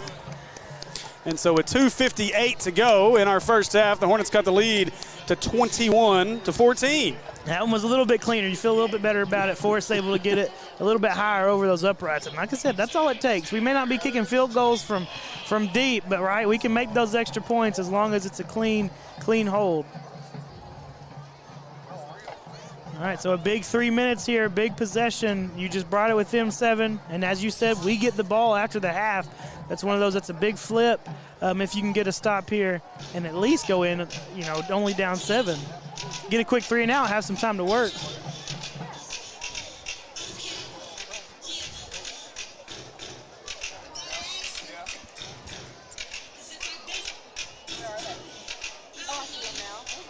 You got Steve feverishly working on that Twitter update. He's got to make sure he spells everything right. I'm trying to find I know he's on my Twitter, but I can't find Alan Timmons on my Twitter. Is that the one because they added you a couple weeks ago, sending you somebody's Twitter? I've had a couple of them that way, and I just can't find them, so I'm going to have to not tag him on this one. He'll have to get mad at me. So the kickoff is away to the 20-yard line, returnable. Oh, that's a blind Taylor side. looking, trying to get around the corner, spins inside. He's going to be pulled down, and no penalty called on the blindside block. That one wasn't as bad. It's not the one where you're coming back to the line of scrimmage. There wasn't a line of scrimmage there, but it's still one where the defender does not have a chance to protect himself, and that's what that rule is for. As much as most people don't like the rule, it's to help to protect the players, and he didn't have a chance to protect himself right there. So 21-14 here is. And we appreciate everybody joining us. Got about 130 watching us live, so good number. I'm just kind of curious. You're going to make me have to jump over there to that Robinson one and see how many is watching them over there, because we just can't handle them having more. Oh, they do, by 20 people. All right, so Murphy gets the snap. He'll hand this one away to Abrams. Abrams is met, and then look at Hilliard. Follow it up along with, I think that's Bubba Johnson, I think.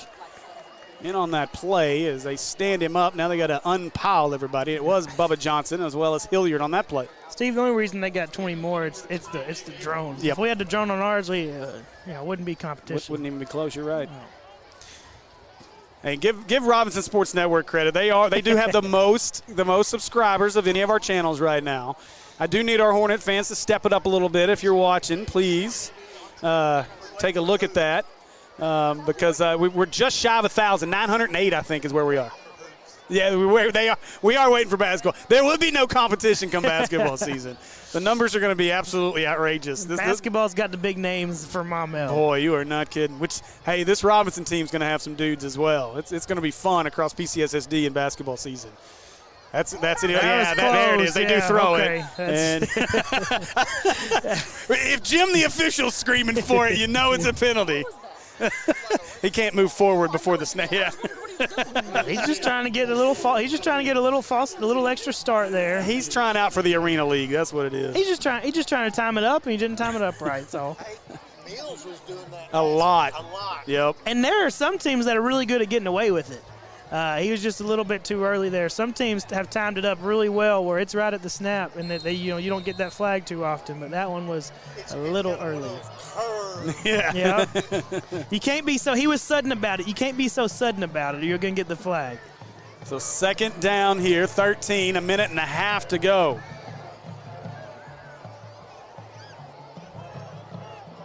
Snap, Murphy looking left. Got his man out there. That's Abrams. Just break down and make a tackle. The Hornets do. Great job. Third down.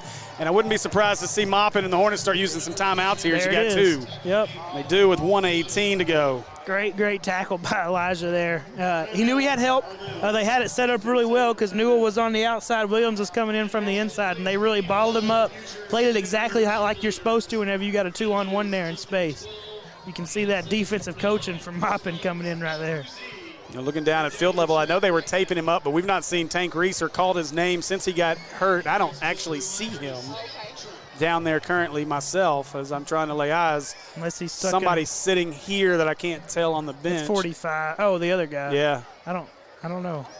There's Tank right there. He doesn't have a helmet. Okay, so Tank's night may be done. And he's limping, and if a guy doesn't have a helmet, odds are somebody's taking it from him, and he ain't playing anymore. Let's hope that's nothing serious for Tank. And it's all precautionary. Typically you see the helmet missing when a guy's had a concussion.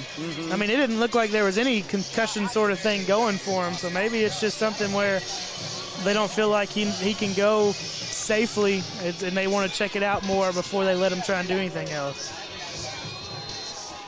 All right, so 3rd and 13, big down here. The Hornets can get a stop and get the ball back. Murphy sends Abrams out to the right. He's going to roll that way. They're going to try to chase him down. Murphy wants to throw it. Looking deep, looking out there. Newell is there. Oh, what a catch. Incredible catch. Now here you're going to chase him down, and he won't. Unbelievable play, as that was number 5.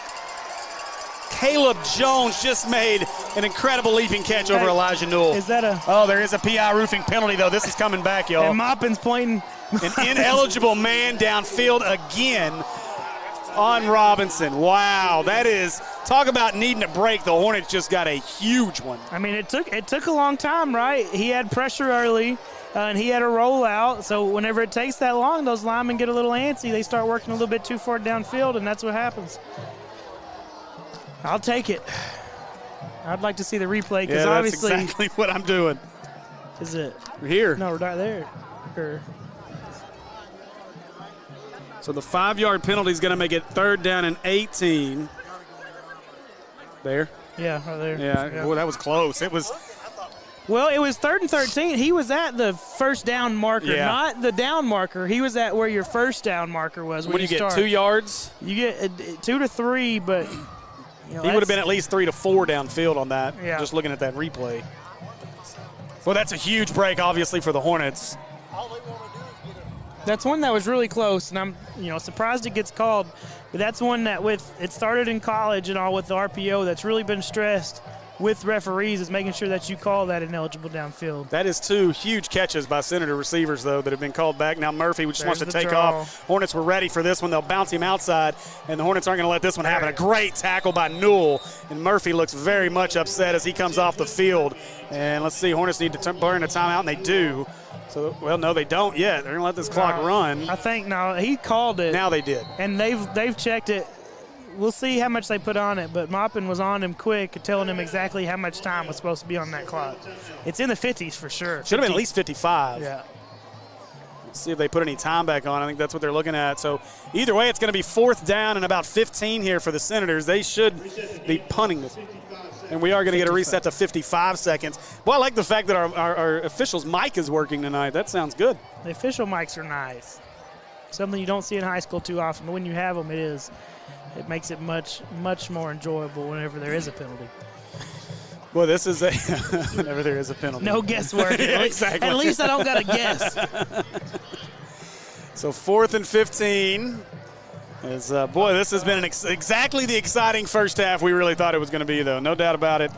And exciting first half with you hate to say it, but a lot of Maumelle mistakes that have cost them points and given up points. And it's, it could be a different game. Maupin, he's going to be, depending upon what happens here, right? But if he can go in just down 7, he'll be relieved. He's not going to be happy, but he'll be relieved that it's only a 7-point game with everything that's went on so far. And we do get the ball. That's as big as anything. But he's still got 55 seconds. Yeah, no timeouts, so we have to work the sidelines here. But Tate ready to punt it away. Newell back to return. Newell's been close to breaking a few. We were promised a return for a touchdown. Well, what a kick. Oh, my goodness. Newell backs up inside his 30, 26-yard line.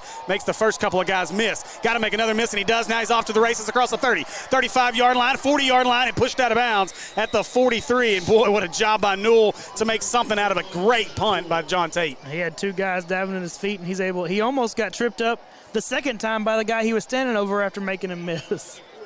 Well, John Tate is such a weapon, though. That young man can absolutely boot it. That was a beautiful kick. Hornet football at the 44-yard line.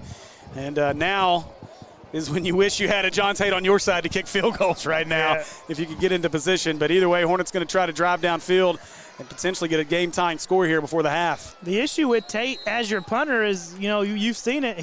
He almost kicks it too deep. Yeah. Your guys don't have time to get in. They're keeping so many guys in to block. It's called out kicking your coverage like I did in marriage. Now Bjork throwing deep, looking for his man Hilliard. Oh, my goodness. Oh, wow. Hilliard got tackled trying to elevate for the reception. That's going to be 15 free yards for the Hornets and a first down. Yep. And he was in good position there. I don't know. I think the way the ball was thrown, he had a stop for it, the Robinson defender. But whenever you stop and the receiver runs into you, you're going to get 15. Yeah, that's going to be number 4, Michael Hayes, on the PI call. So for the PI roofing penalty, give the Hornets an Acre Pharmacy first down. I don't know why the offensive line's that's far up. We're not in the NFL. It's not a spot foul, unfortunately. You can only get 15. We'll take it, though. They're trying to sell it is what they were trying to do. This is where it's right here. So it'll be 1st and 10, 31 seconds to go in the half. Hornet football at the 41-yard line. And let's see if they don't take that chance again.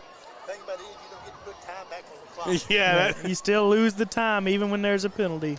Tyler, it seems like they found something against Michael Hayes. They've let Newell go deep on him. That time they went with Hilliard deep on him. Let's see if they try to go deep again on that end.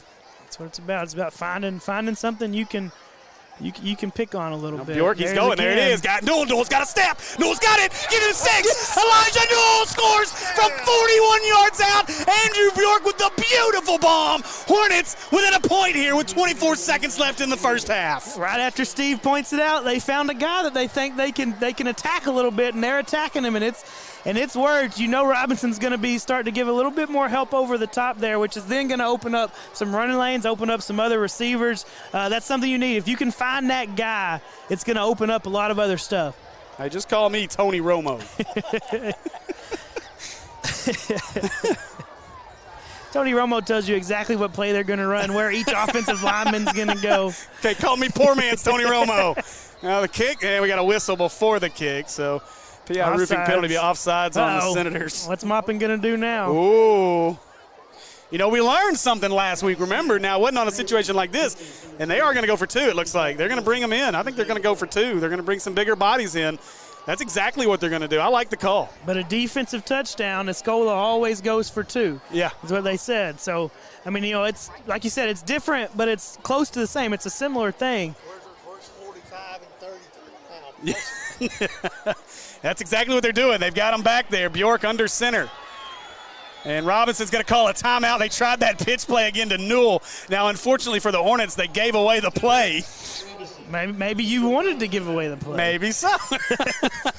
It's all mind games at this point. So the Senators call their final timeout of the half. 24 seconds left. as the Hornets went deep to Newell, 41-yard score. My goodness gracious. This is what we thought it would be, Tyler. Excitement at all levels from start to finish, and so far each team has thrown punch after counter and counter punch. It's going to be interesting. Our second half is going to be a lot of fun here from Charlie George Stadium. And I don't know that I'd call it punch counter punch, because then that's touchdown one, touchdown the other. It's maybe Robinson took the first round and Maumelle came storming back in the second round. It's kind of a tale of two. A lot of times you say tale of two halves. It's tale of two quarters right now. Well, we keep with the boxing analogies. It's that, he had the first couple of rounds. Now we'll roll for Maumelle. Kind of got him on the ropes here for a round or two, and we'll see what the second half looks like. So let's see. Go ahead. Let's go see what they're going to do with it here. They're going to go in the I formation. Bjork under center, same formation. Little wing T. Now they'll go Bjork. They'll try the tush push, and we got an offsides penalty. Let's see what the call is, though, as we do have a PI roofing flag on the turf. You assume it's offsides, or is that not enough on the line of scrimmage? So we'll see what the penalty is. So it's an illegal formation on the Hornets. Going to decline it. The try was no good, and so the Hornets still trail 21-20.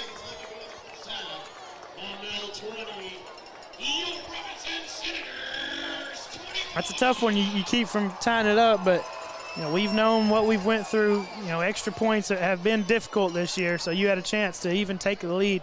There's nothing wrong with it, but it's just a tough break. Yeah, and I have absolutely no problem with the play call there. I like it. You got the penalty. You had it a yard out from taking the lead, 22-21 potentially at the half, and just a good job by Robinson to stack the middle up and not let them get the little finishing tush push there for the touchdown.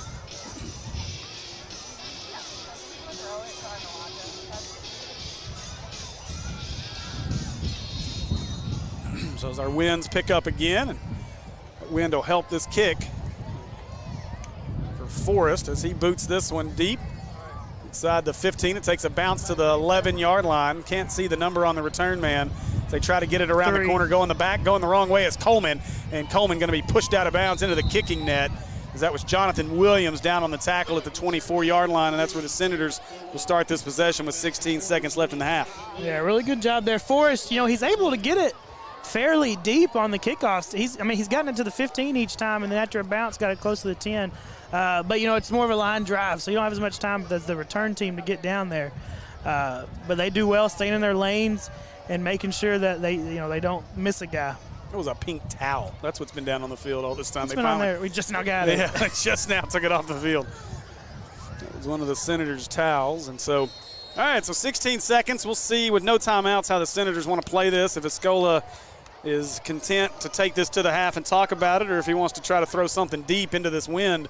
Obviously go in this direction. Murphy's going to, I think it feels like that's the direction the wind's coming from. Yeah, the uprights typically have flags. They don't have any, and the United States flag's not moving a whole lot right now. Yeah, which is surprising because it feels like it should be.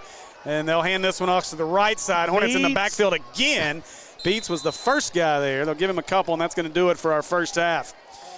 What a half we have here, as we are just about even from where we started. Senators are going to take a 21-20 lead into the half here at Charlie George Field. Join us here in just a few minutes for our Akel's halftime show on the Maumelle Sports Network. Akel's Flooring and Cabinets, we're pulling out all of the stops for the whole enchilada sale. Take advantage of store-wide savings. Carpet, Tile, Cabinets, and more. free installation and padding on all carpets. No interest for 18 months on flooring or cabinets. Sales tax paid. At Akel's Flooring and Cabinets, we make it beautiful For less.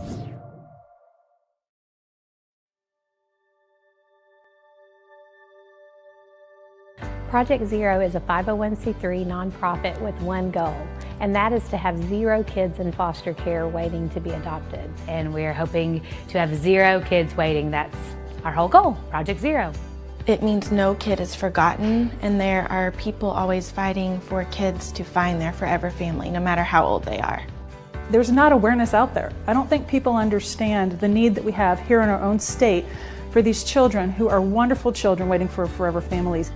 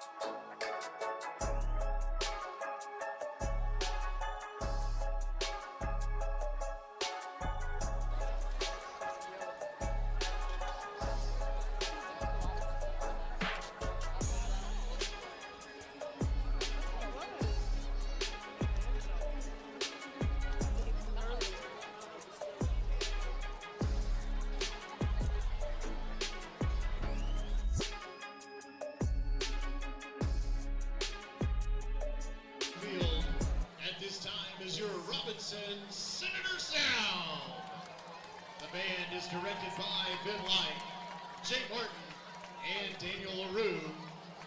With the field under the command of Senior Drum Major Kennedy Frazier.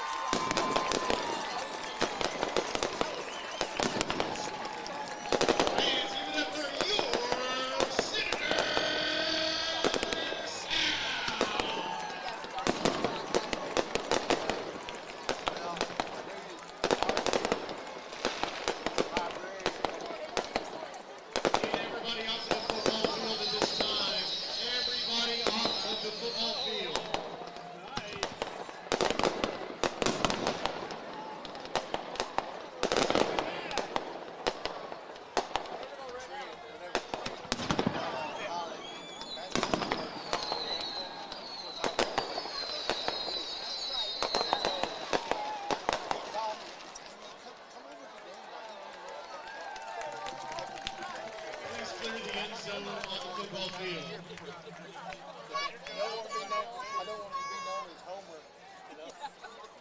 Exactly. But I go there and take guys and we go to the game and get paid to speak. Now entering the field is the award-winning Maumelle High School Band, directed by Josh Jackson. Tonight, they will perform The Heist, composed by Luke McMillan.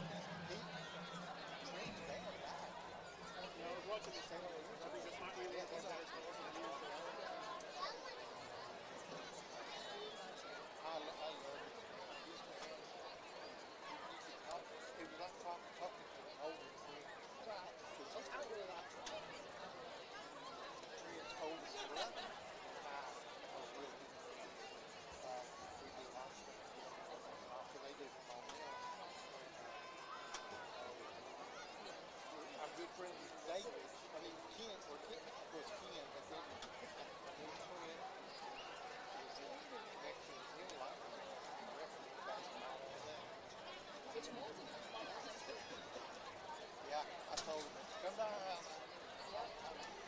I'll get you a spot for Which one thing that they do over there, man, they feel oh, I know.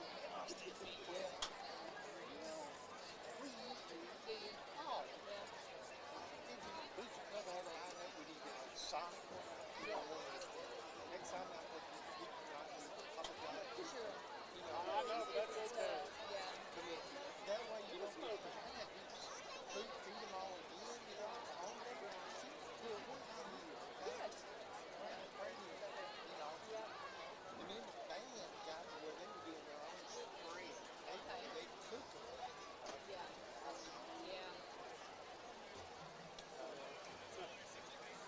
When I was in 8th grade, Martin Cannon, formation, we were all lined up on the goal line. We walk out to the yard to do a fanfare and march in again. Well, we were goal line and we were getting ready to march out to the yard. It's snap military. So my corner flipped like that. My mouthpiece went sailing. It wasn't stuck down there. I went, snap. All units, possible disturbance at Maumelle State Bank. Please respond. Dispatch 118, show me en route. 118, I show you en route. We have an alarm at that location. Be advised, use caution.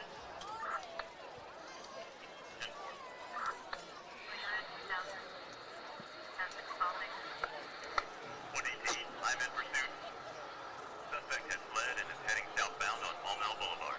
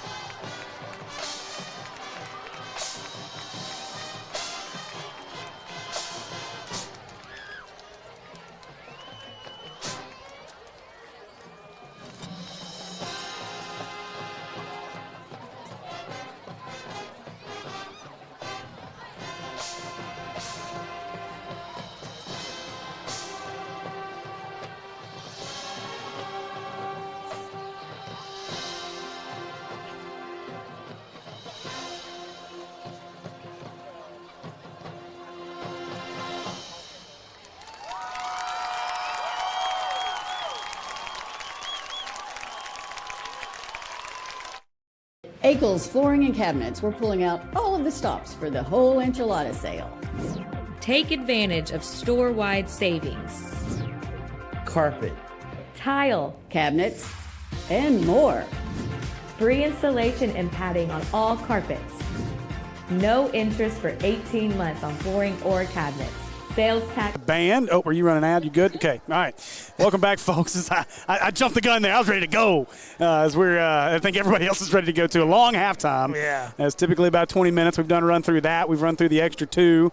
And now we see the Hornets are out here getting loosened up down in the end zone, waiting on the Senators to make their way out.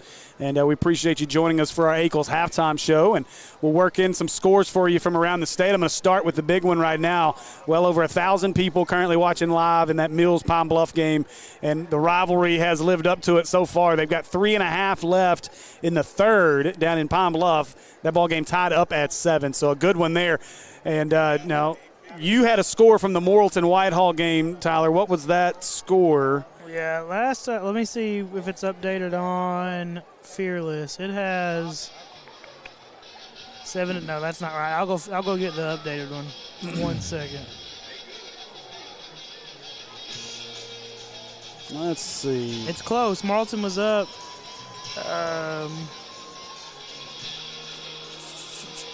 I think 14-9 was our score at half. Morrilton up 14-9 on Whitehall at halftime. And that obviously is a huge game in terms of implications for the 5A Central right now. As you look at the Central, Pine Bluff sits on the top at the top at 5-1, 4-0. Robinson 4-1, 3-0. Obviously a huge game here for Robinson to keep pace from Pine Bluff, assuming they beat Mills in what is still a game that is very much contested. Mills at 5-1, 3-1 in conference. Morrilton 4-2, 3-1 in conference. And then you got Whitehall at 3-2, 2-1 in conference. And then Maumelle currently in the 6th spot in the 5A Central at 3-2, 1-2 in conference. So there could be quite a bit of shakeup in the 5A Central when this night is over with. Obviously, the Senators want to get a win to get to 4-0, but who knows what's going to happen between those top 6 teams. And realistically, when you look at the way things are shaping up in the 5A Central, it's a 6-team race right now. BB, they're at Valonia. One of them are going to get their first conference win of the year,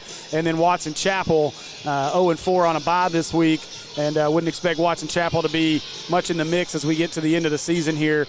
But those top 6 seeds, or those top 6 teams are going to be battling for those top 4 seeds, and it's going to be a battle all the way to the finish of the season, I believe. Yeah, and that's the thing. Maumelle, they play the gauntlet at the start of the year, right? Because we got Morrilton next week, and it's really, once you get through that, then you get the Valonia, you get the BB, you get the Watson Chapel. So Maumelle, they got to play the gauntlet early. That's one you wish you would have got a few of those later after you've had time to gel, but they're getting them all out of the way early. Yeah, and the good thing is, obviously you've got the losses to Whitehall and Pine Bluff. Both of those hurt.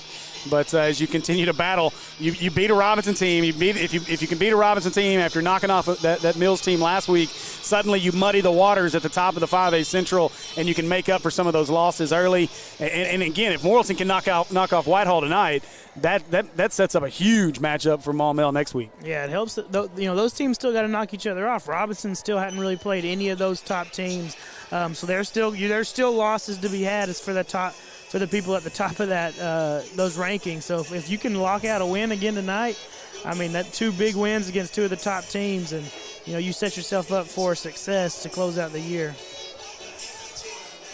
All right, so we are just about set for our second half of play here as the Hornets made their way onto the field and are ready for our kickoff. Just waiting on Robinson to be ready. But you're busy swag surfing. Well, they were just now getting out on the field, so it's been a minute for both teams as both teams trying to get out of the locker room after what was really a long halftime. So it was at least an extra 3 minutes because they added another 3 at the end there. So we are set for our Akel's kickoff. It'll be Tate to kick it. How's he going to kick this one? It looks like he's setting up for a short one or maybe even an onside. See if it's a little tricky. Yep, it was. This kick is back to Worsham. He'll return it from the 22-yard line.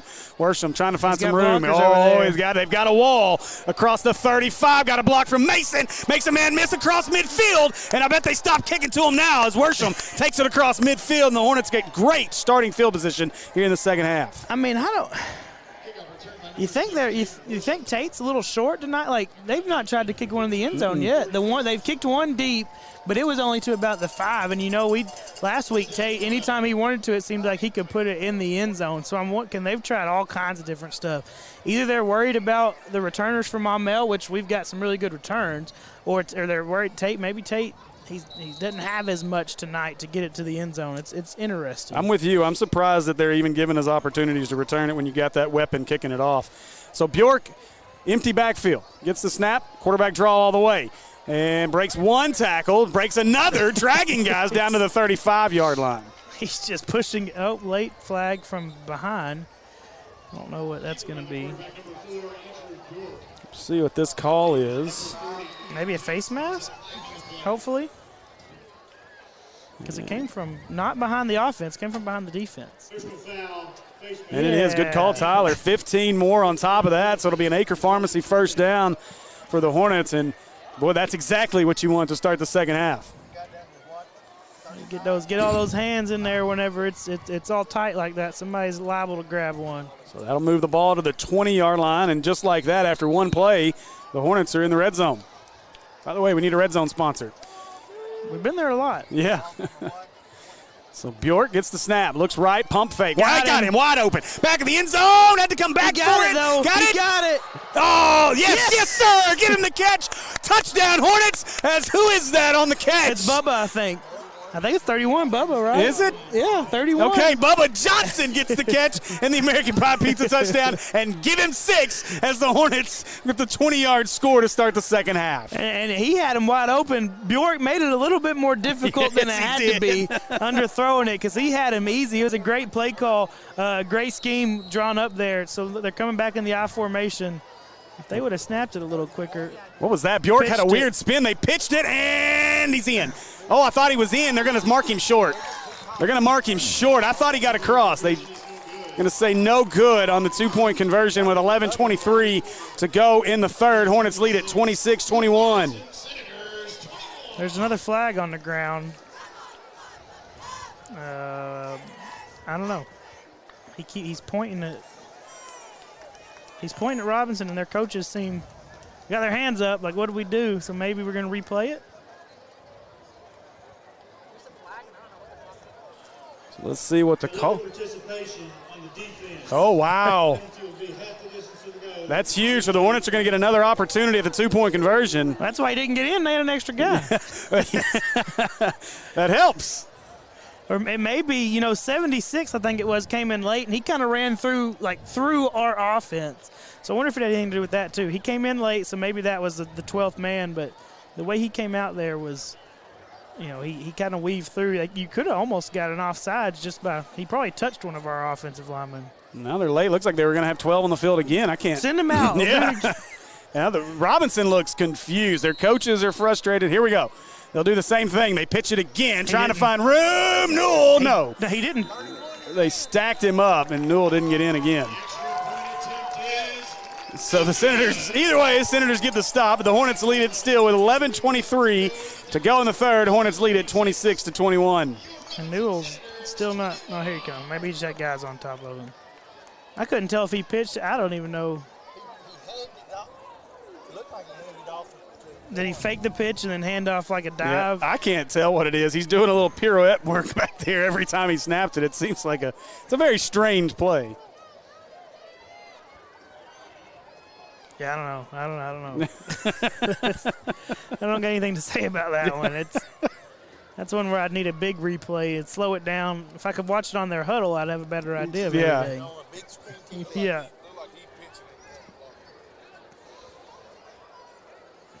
Boy, that's exactly the start you wanted to the second half, though. Well, somebody's showing off the motorcycle. Yeah, they are. They gotta get some use out of that new pavement out there. So Forrest to kick it. And he'll boot this line drive kick, returnable as it takes a bounce at the 12-yard line. Across the 20, room to run. Nice tackle, though, at the 35-yard line as Coleman.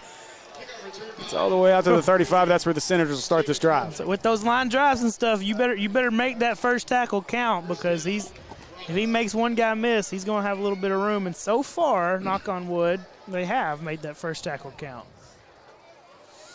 Another great group watching us right now, close to 150. Nothing like what that Mills game's got, over 1,000 live watching that game. And I cannot say enough about the appreciation we have for all the folks that have been so supportive of us in the PCSSD Sports Network, Natural State Sports, and all of our PCSSD channels. So thanks again for all the support. Make sure you hit that subscribe button so you don't miss any of the action across any of our networks.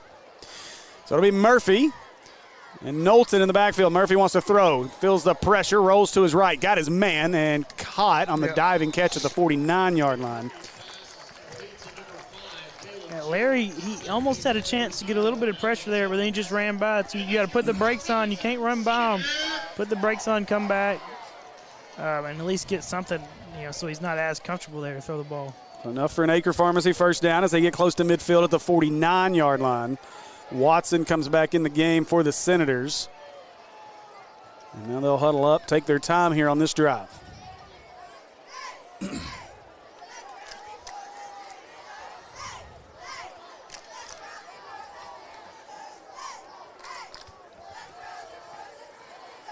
Knowlton, little spin move to get to the right side, and Murphy didn't like it. Now, nope, they didn't get it off. No timeout. It's going to be a delay of game.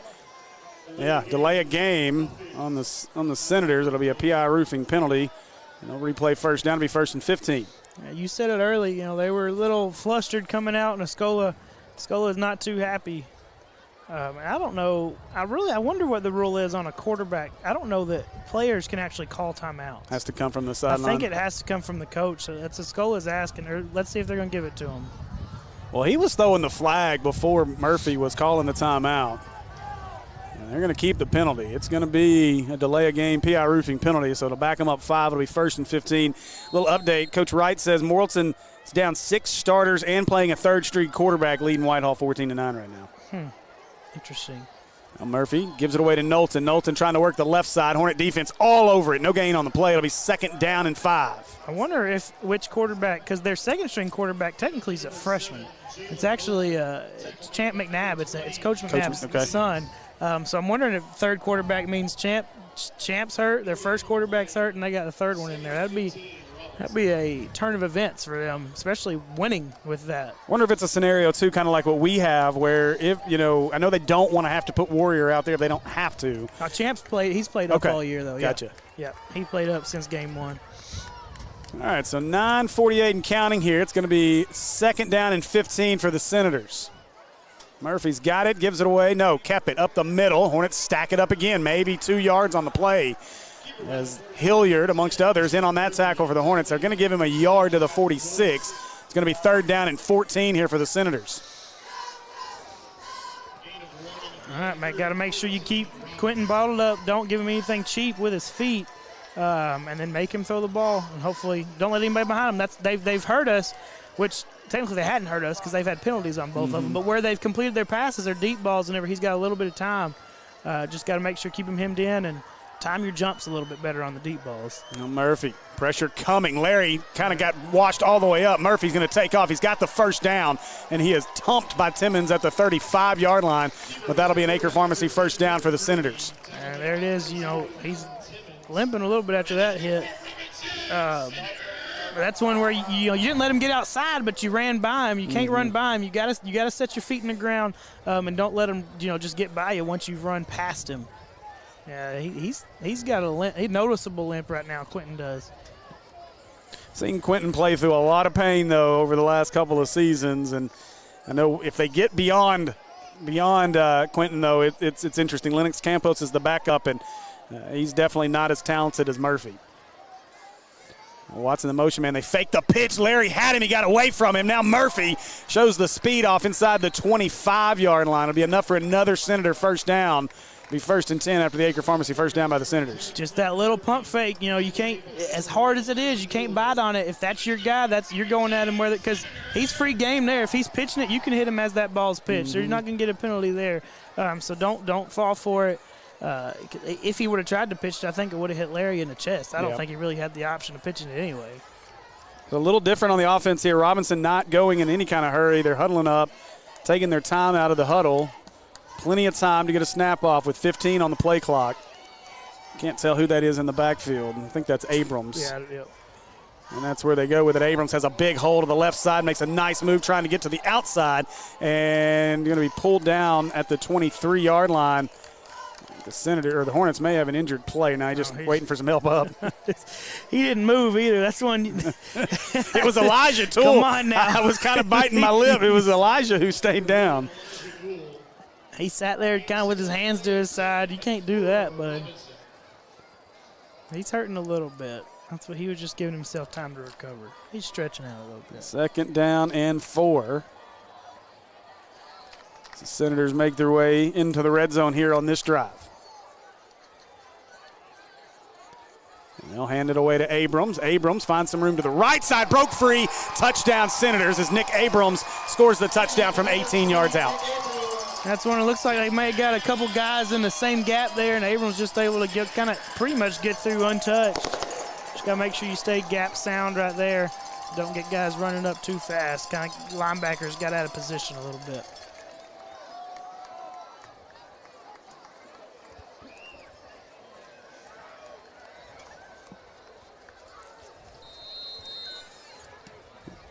So Tate on to try the extra point as the Senators lead it now 27-26.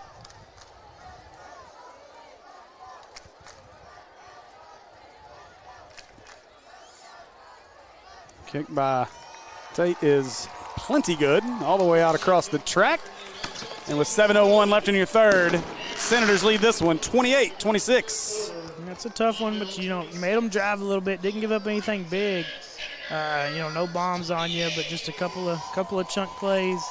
But offensively, you're still been looking good as of late. If you can keep going and get another one back in there and take a lead again. Quick update as I jump over to the Mills Sports Network. 9:55 to go in that ball game. Still all tied up at 7. That's 7-7. I don't know that anybody was expecting a defensive struggle in that one. Not at all.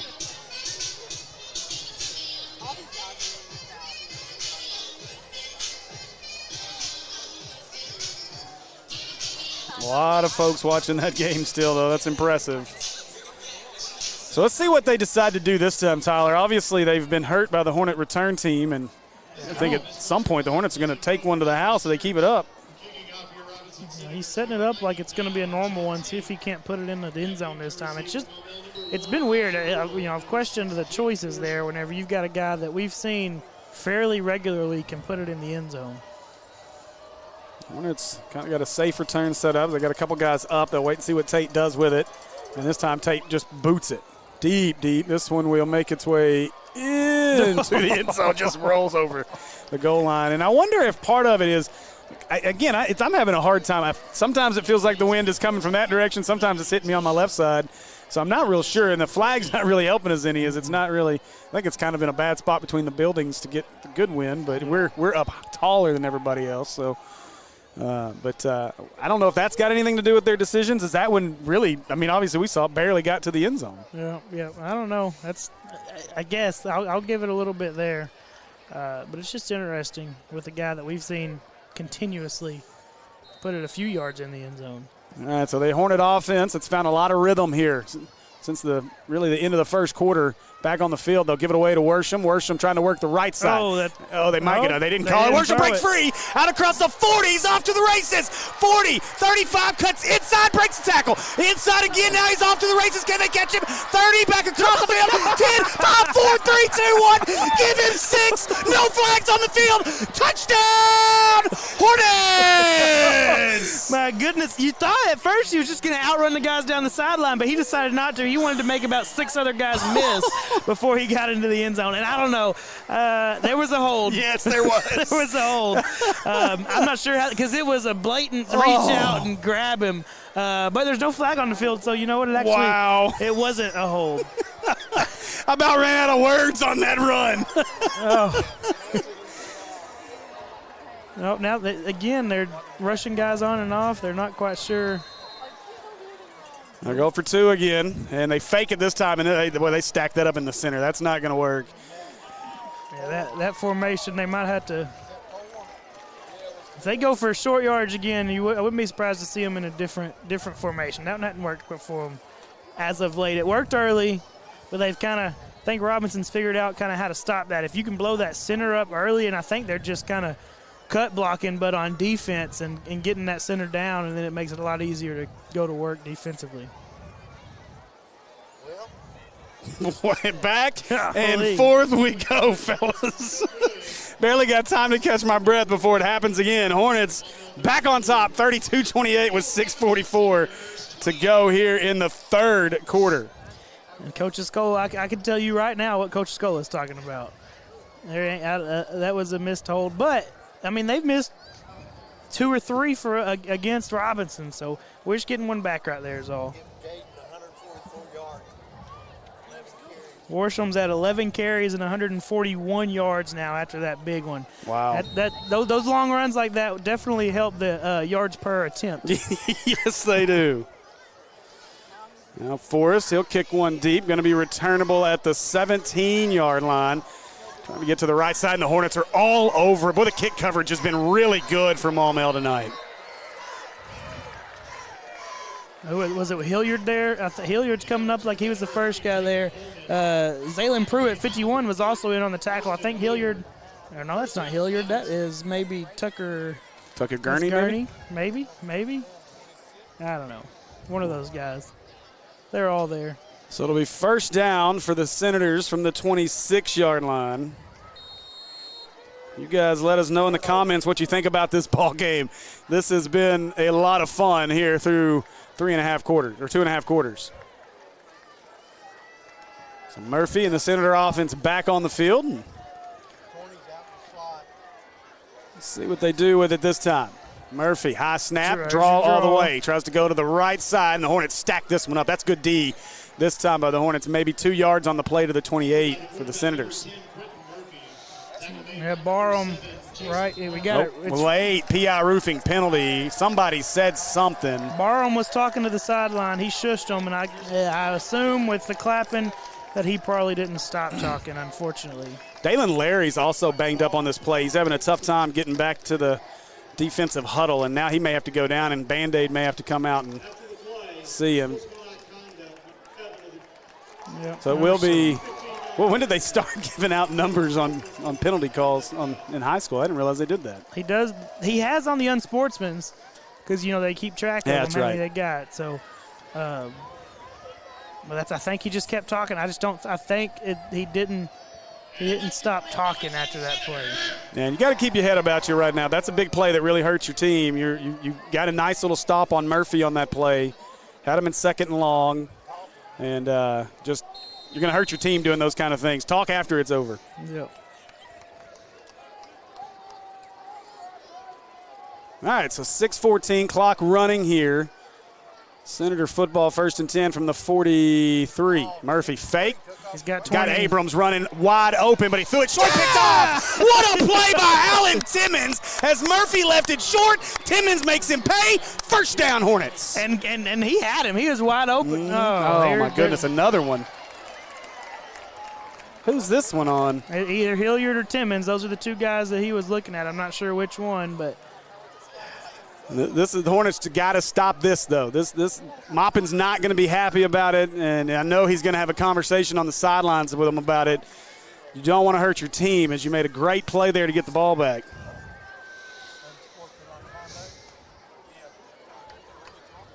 And that's what, I'm thinking Barham's right. He was talking towards the other team's sideline. I don't know. I mean, maybe they did a little dance or something, and that's what he threw it for. See if we caught it on camera. I'm sure we did. I think we might have had a replay going. Yeah, their little dance. Yep, we caught it on camera. Oh, wow, they're going to get 2 unsportsmanlike conduct penalties on the Hornets here. 8 and Hilliard and Timmons. They okay. did a little dance afterwards. And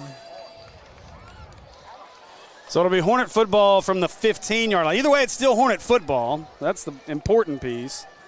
And still 1st and 10. At least that doesn't back you up behind the sticks. That just means that Worsham's got to break off an 85-yarder instead of 80 this time. Maupin's asking how we got it on 2 guys.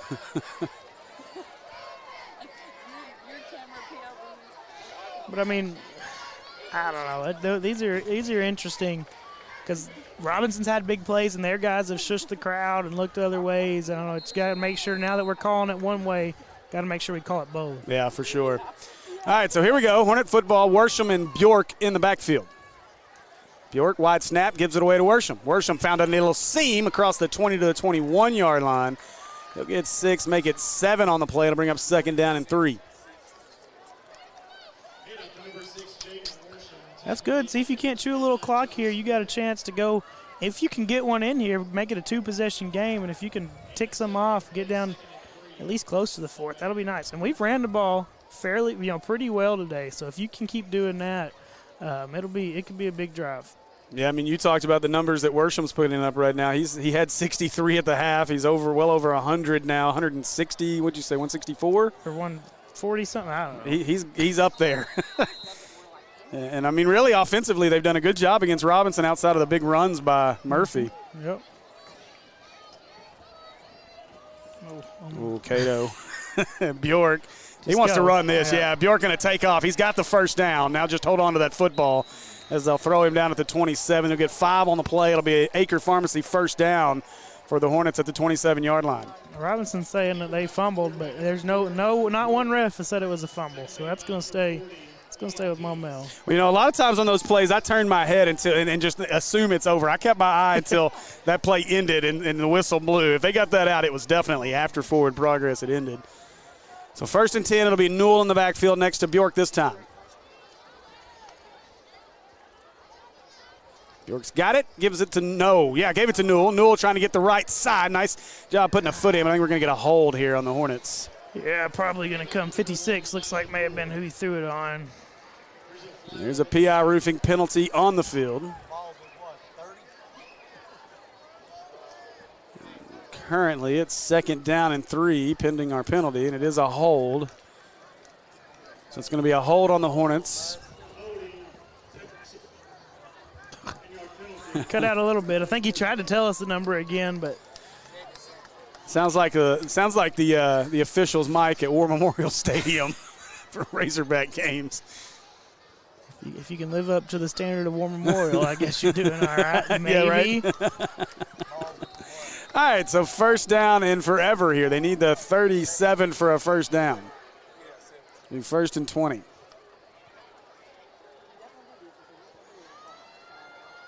And Bjork's got it. He wants to throw. Steps up and throws it. Oh, no. Oh, boy. He wanted Newell, overthrew him, was nearly intercepted. I think he got a piece of it, and I think that's the only reason it wasn't intercepted.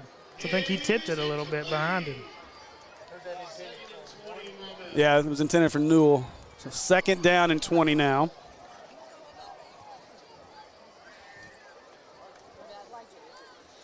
That holding call, it hurts you. You've been able to run the ball, but now you've got yourself at 1st and 20, now 2nd and 20. It takes away a little bit of that option to run it.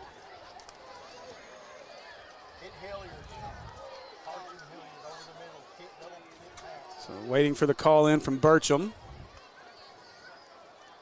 Bjork rolling to his right, wants to throw, got his, oh no, threw it, and Dietz got the interception. Dietz picks it off. That was an ill-advised throw by Bjork, and Robinson will take over on offense at the 26-yard line. Yeah, it's when he's rolling out right and throws it back to, and I think that's, kind of what the idea was, because your one receiver, I don't know who he was up top, was blocking a little bit, just making sure nobody pulled Bjork up, but that's one that it's weird. You don't often see rollouts to the single receiver side. A lot of time you'll see it to the 3 receiver side, so they've got options, but he had to throw it. That was designed to look like he threw back across his body, and we know that's not usually a great idea. Yeah, and especially with a guy the size of Dietz patrolling the middle of the field right there. That was an easy pick. Now Murphy gives it to Abrams. Abrams up the middle. Good push by the Robinson offensive line. Give him about 7, maybe 5. It will be 5 yards down to the 21-yard line. Bring up second down at 5. Hilliard in on that tackle. Just got to see if you can stiffen up here at least. Maybe hold them to a field goal. We know they can hit it. They're in range for sure. Big turn. If you can at least stand up and slow it down a little bit. Well, Murphy, he'll give it away. Abrams again. Abrams, good push, big hole. Abrams all the way down inside the 10 to the 5-yard line. It'll be first and goal, Senators, and Abrams says run it again.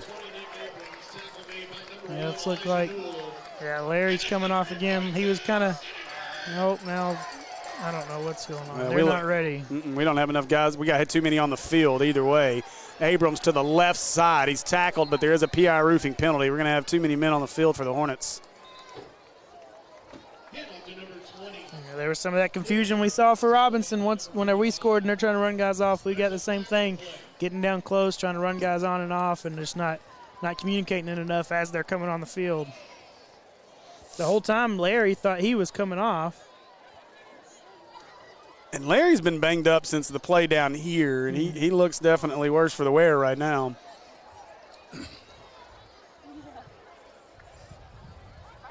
So as we await the call and see if, I would assume the Senators will take the penalty.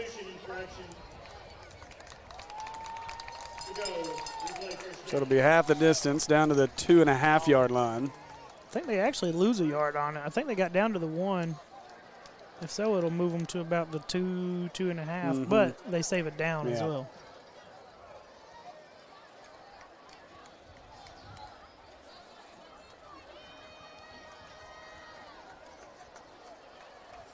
All right, so it's still Abrams and Murphy in the backfield.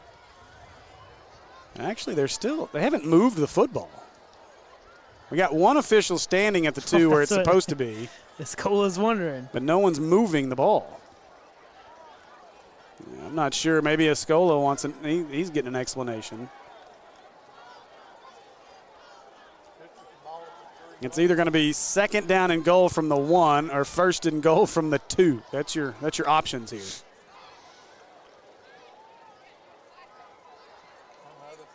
Move it to the other hash. They'll move it to just inside the 4. They're just outside the 3. And now they're going to move it again. Now they got it right to the 2.5. That's half of 5. So now we got it right. 2.5-yard line. 3:18 to go here in our third. Murphy and Abrams, once again, the backfield mates for the Senators. Now we got whistles. We got a false start. What? Now we'll take it. That was a good penalty for us now because now first down and 8. Wow, so they do call on 64. He's kind of trying to figure out what just happened. They'll back him up 5 to your point. That helps the Hornets tremendously now. All right, try this again. Over the head. Murphy, he's going to follow Abrams over the left side. He's taking the pile with him all the way down to the goal line. They're going to mark him just short, just inside the 1. After all that, second and goal from the 1. Yeah. Right where we were when we started. The Senators have got an injured player. That's number 6.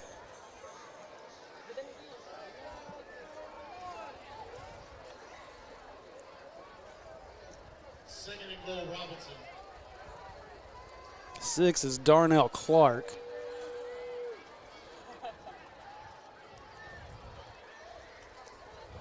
So 2:30 and counting here in this one as Senators get their way to the line of scrimmage, which is basically the football is just about touching the goal line. Let's see if Murphy follows Abrams again. That's exactly what they do. Murphy is stuffed, though. I don't think he got it. Yeah. Oh, he rolled over to his left and falls in. So touchdown Senators, and with 2:17 to go here in our third, Senators lead at 34-32, pending the extra point. Tell you what, he paid for it. Yeah, Forte got Is he the one that's still down? He's coming up now, but he's jogging off. But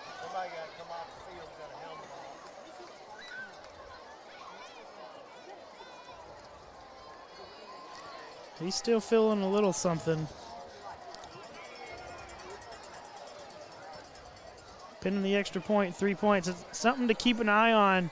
If we keep trading touchdowns and we keep missing 2-point conversions, it's going to get to a point where even after we score, it'll be a 3-point game, and they'll just need a field goal to tie it up rather than a touchdown. Yep. This kick is up, and it is good. And so 2:17 to go in the third. Senators regain the lead, 35-32. After the American Pie Pizza touchdown. Make sure you go see our friends at American Pie Pizza, 9709 Maumelle Boulevard. And the Razorbacks play a big one against Ole Miss tomorrow night at 6:30, and the American Pie Pizza will be a great place to go watch all the college football action. Make sure you tell them that Natural State Sports and the Maumelle Sports Network sent you, and make sure you get you a Pizookie while you're there. All right, big drive again. I mean, every drive, games like this, whenever you're swapping back and forth, they're all big drives. Who can not make that mistake? Who can not turn the ball over?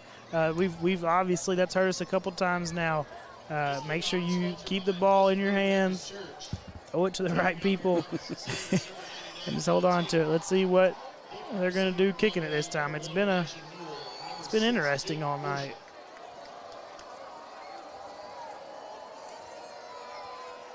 So Tate gets it teed up.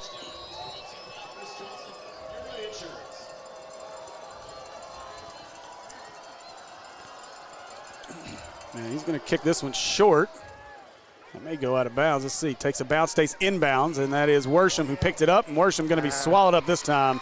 Nowhere to go on that one. Inside the 30 at the 26-yard line. That's where the Hornets will start this drive. Yeah, that's the first one. They hadn't had a good return, but just how it bounced, and because they're trying to set up their return on the opposite side of the field, so he was going to have to go pretty far to get back to his blockers after that. You like to see Worsham try to make something happen there, but at the end of the day, maybe just run that right out of the sidelines and live to fight the next down. Yeah, I think he at least was going to give it a chance. He thought maybe he was going to have a chance to bounce out of bounds, but it took a good bounce for Robinson. He had to try and do something with it. All right, so it'll be Bjork and Worsham to open things up on this drive. Bjork wasn't ready for the snaps. Got a fall on it back at the 18-yard line. Those are some of the mistakes that can hurt you, especially in close games like this against good teams. So it'll be second down and 18 now for the Hornets.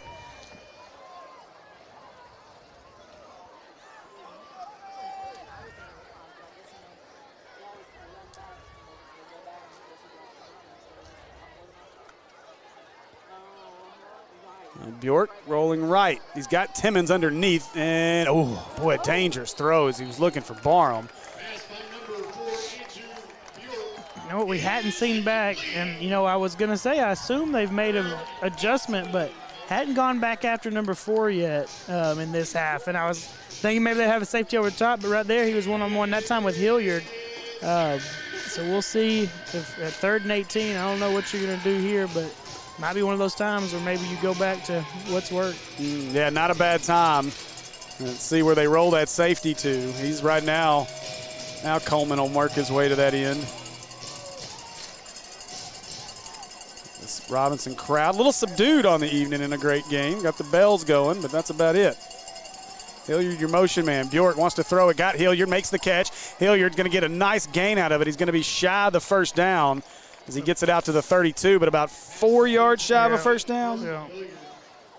Let's see what they decide to do. You know how aggressive Maupin is here. This is a big decision, though, in this ball game. He's already made the decision. He's not. I don't think there was a decision. Well, now Worsham. Yeah, there was no decision to be made. He was going for it. Worsham out onto the field. Bjork, still your quarterback. Worsham going to line up to his right. Bjork, maybe they're going to try to get him to jump here. They got 10 to snap it. They look to Burcham for the play call. Move you Worsham to the left side of Bjork. They do snap it. Fakes the pitch. Bjork got to keep it. Bjork not going to get it. That's a tough break there for the Hornets. Great defense by Robinson, and that play didn't look like it had a chance from the beginning.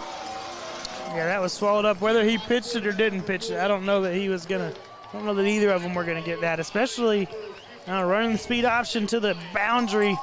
That's risky. You don't have a lot of room to work. So it'll be Senator football after the turnover with 39 seconds left in the third, and now you really need your defense to key in and make a big play here. Yeah, you know you were risking putting them in a difficult situation. It's telling your defense that you trust them and you think they can get this stop. It seemed like Robinson found a little rhythm on that last drive with Abrams and Murphy, and that's who they got in the backfield again. They'll go back to Abrams. Abrams running hard into the hole, but he is stuffed at the 31. He'll get 2 on the play. It'll be 2nd and 8. Jonathan Williams on the tackle. Well, you better be ready for contact with Abrams running up through there because he is coming hard. So Robinson's taking a little bit of air out of the ball there. They may let this go. Quarter, yep. Yeah, they are. We're going to go to the 4th quarter. So what a ball game we've got here at Charlie George Stadium on the campus of Joe T. Robinson High School as the Senators lead the Hornets as we head to the 4th, 35-32. Join us for an exciting finish right here on the Maumelle Sports Network. Hello? Hello, roofers are us. Hello, your ad says same-day leak repair. I called yesterday and nobody has been out. That was a typo in the ad. It was supposed to say someday roof repair. Who you think we are? PI Roofing? If you have a leaky roof, you need it fixed right away. Call your roof leak detectives at PI Roofing and get the leak stopped right away. We're ready at a moment's notice all year long. Call 501-687-6246 for same-day roof repair from PI Roofing.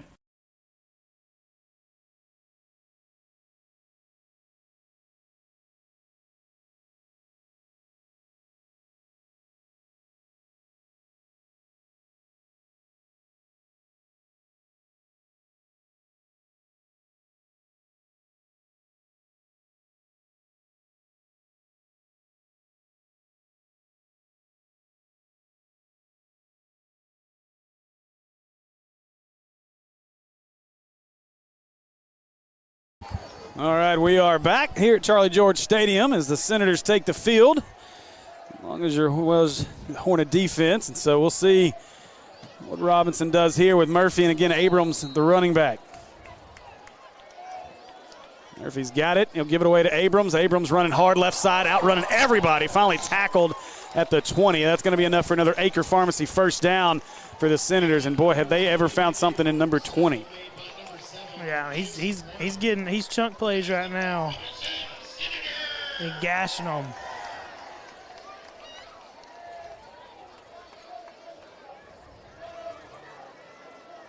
So a quick update from Palm Bluff. Palm Bluff just punted to Mills with 15 seconds to go in that one. All tied at 14. Might get some free football in Palm Bluff. The snap, they'll go to Abrams again. Abrams, boy, what a block on the end, and Abrams is going to take off and score as he runs through his own man to score that one from 20 yards out. Touchdown, Senators, and with 11-12 to go, the Senators extend their lead out to 41-32. That's a big one. Makes it first time we've had a 2-possession game since before the half. It's been a while since it's been 2 scores splitting you up, so now you have to go to work offensively to get it back and at least get it within 1.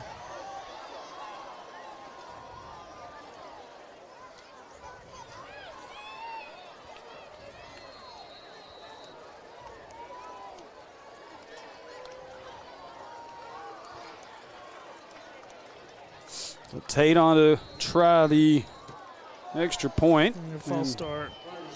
Try it from 5 yards deeper.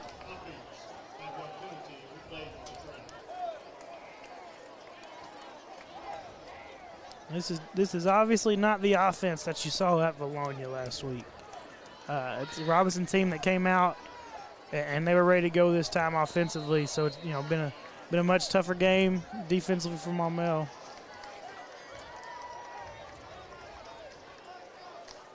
Oh, they bobble the snap. Tate picks it up. Tate just going to throw it away into the back of the end zone. Barham intercepts it. Oh, you can't in high school, yeah. I wish. That'd have been a big 2. That would have been huge. That made it a 1-possession game again if you could get those 2 points back. Maybe we need to have them go back and fix that rule for high school.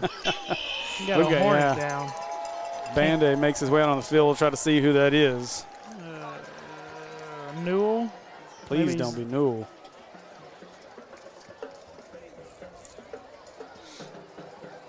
It's Elijah, but he's walking off under his own power.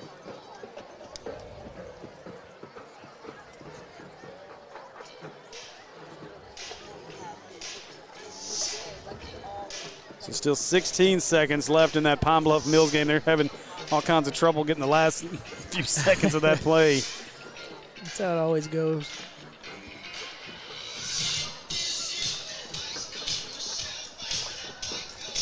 All right, so the Hornets trail this one by 9 with 11-12 to go. A lot of football left to play, but, you know, the story of the third quarter, I think, was the Hornets played behind the line of scrimmage way too much in that when they lost, whether it was penalties or just some bad execution on plays. They played behind the sticks way too much in that third. Yeah, being behind the sticks. We know this is a good defense. Now, we put up a pretty good amount of points on this defense, but you get behind the sticks, and that's whenever they really get to shine through and they get to start running.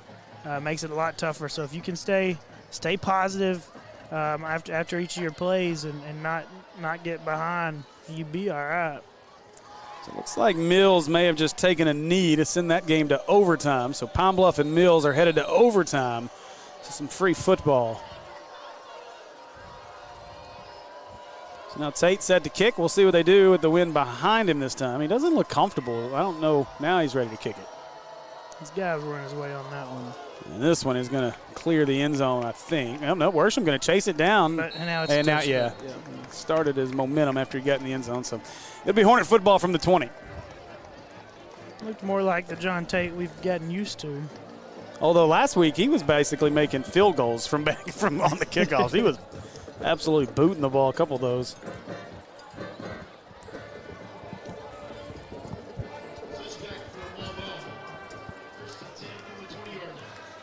Big possession here. You got, the Robinson faithful gotten back more into it. The sidelines feeling a little bit more. Got to take some of that back and get your guys fired up. That's the only way you're going to be able to get some more stops on defense too, is if you get a little bit of something going. Yeah, wait to see them. I'd like to see, to your point, see if they start trying to take a shot again with Newell over there. They've got him lined up over Michael Hayes. Worsham and Bjork, the backfield tandem. Motion man is Hilliard. They fake it to him. Bjork still got it in the pocket. Wants to throw. Got Hilliard out there. Hilliard's got across midfield. Cuts inside. Breaks a tackle down inside the 40. Big play. Karsten Hilliard down to the 38-yard line. That's an Acre Pharmacy first down for the Hornets. And Bjork had a ton of time there and ran a deep, little scissors route that's able to get Hilliard, just rub Hilliard off a little bit.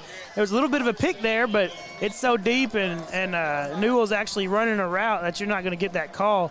But that's kind of what sprung Hilliard just enough, and Bjork, good time ball right after that pick was going to happen.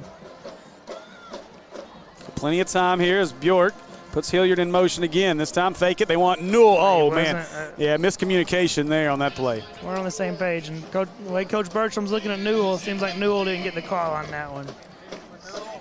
Yeah, they were trying to take advantage of Hayes just kind of bailing out in coverage, and if nothing else, get 7 or 8 or let Newell do his thing and as an athlete make a man miss and get more. And they had it. You're right. He was gone, and they had him. He could have caught that about 6 or 7 yards and had a little bit of room to work. Well, Hilliard again is your motion man. No, that's Timmons. Sorry, Timmons the motion man. This time they will give it to Worsham. Worsham to the right. Oh, nice cut. To the 30, to the 25. Oh, boy, he got hammered at the 22, 21-yard line as some bodies came flying in. But another Acre Pharmacy first down for the Hornets. Those are the tough ones. He can't see those guys coming that are chasing him from behind. He's already made miss once. But like you said it and I said it, a really good cut right there to get north and to get that first down. I almost called it before he made the cut because I'm so used to Worsham making that cut.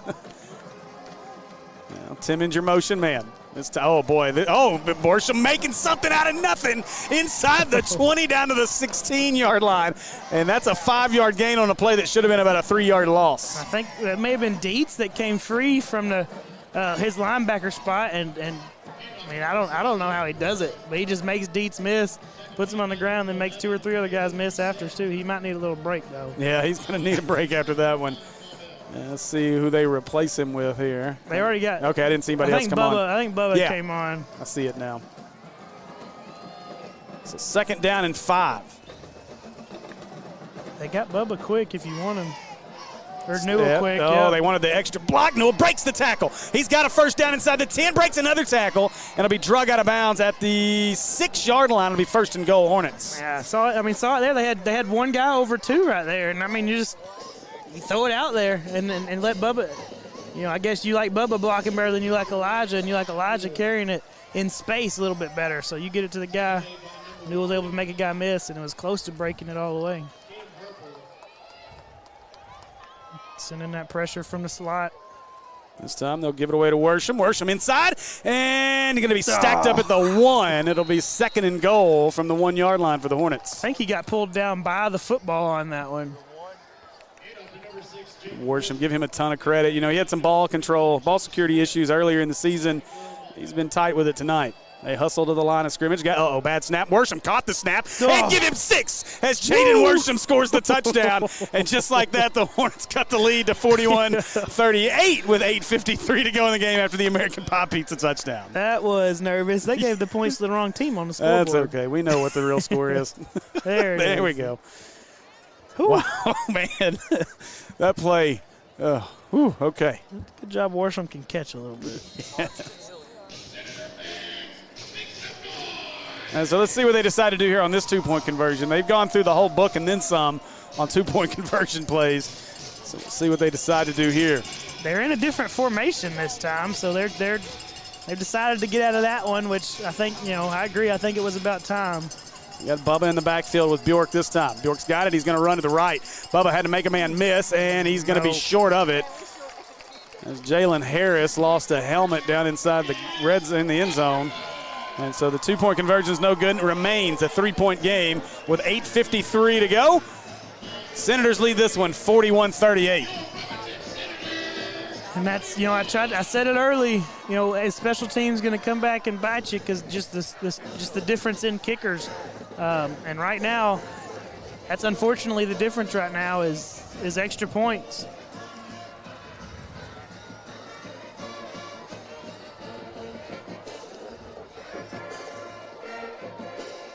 Let's see if, we talked about it before that drive started, get some of that momentum back for the defense. The defense is kind of starting to feel it. You went back down by 2 scores. Defense, they got a little bit more life, a 3-point game. See if the defense can't come up with another big stop. All right, so Forrest will kick this one deep. And the Hornets have not had too many defensive stops in this second half, so to your point, right now would be a great time to get one. Forrest kicks this one deep, going to be out of bounds. And so it'll be a PI roofing penalty. It'll be 1st and 10 for the Senators at the 35-yard line.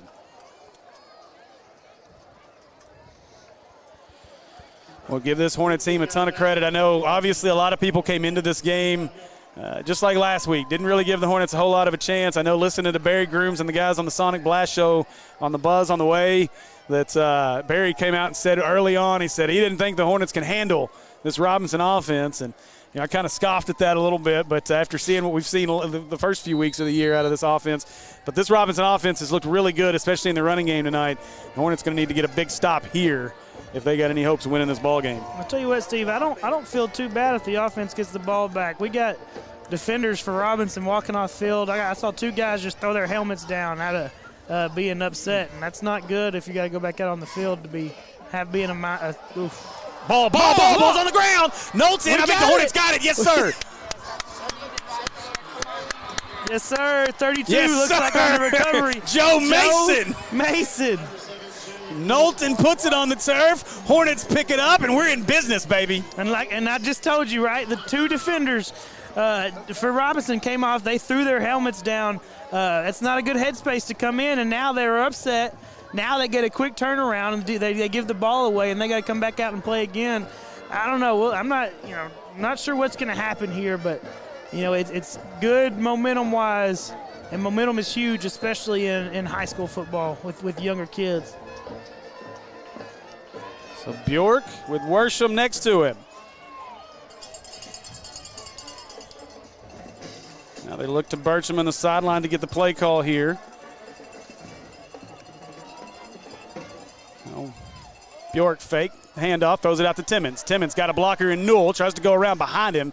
Timmons going to be tripped up after about a gain of 5 on the play, maybe 6. It'll bring up a second down for the Hornets. Stay positive now. Stay positive. Stay in front of the sticks. Positive yardage.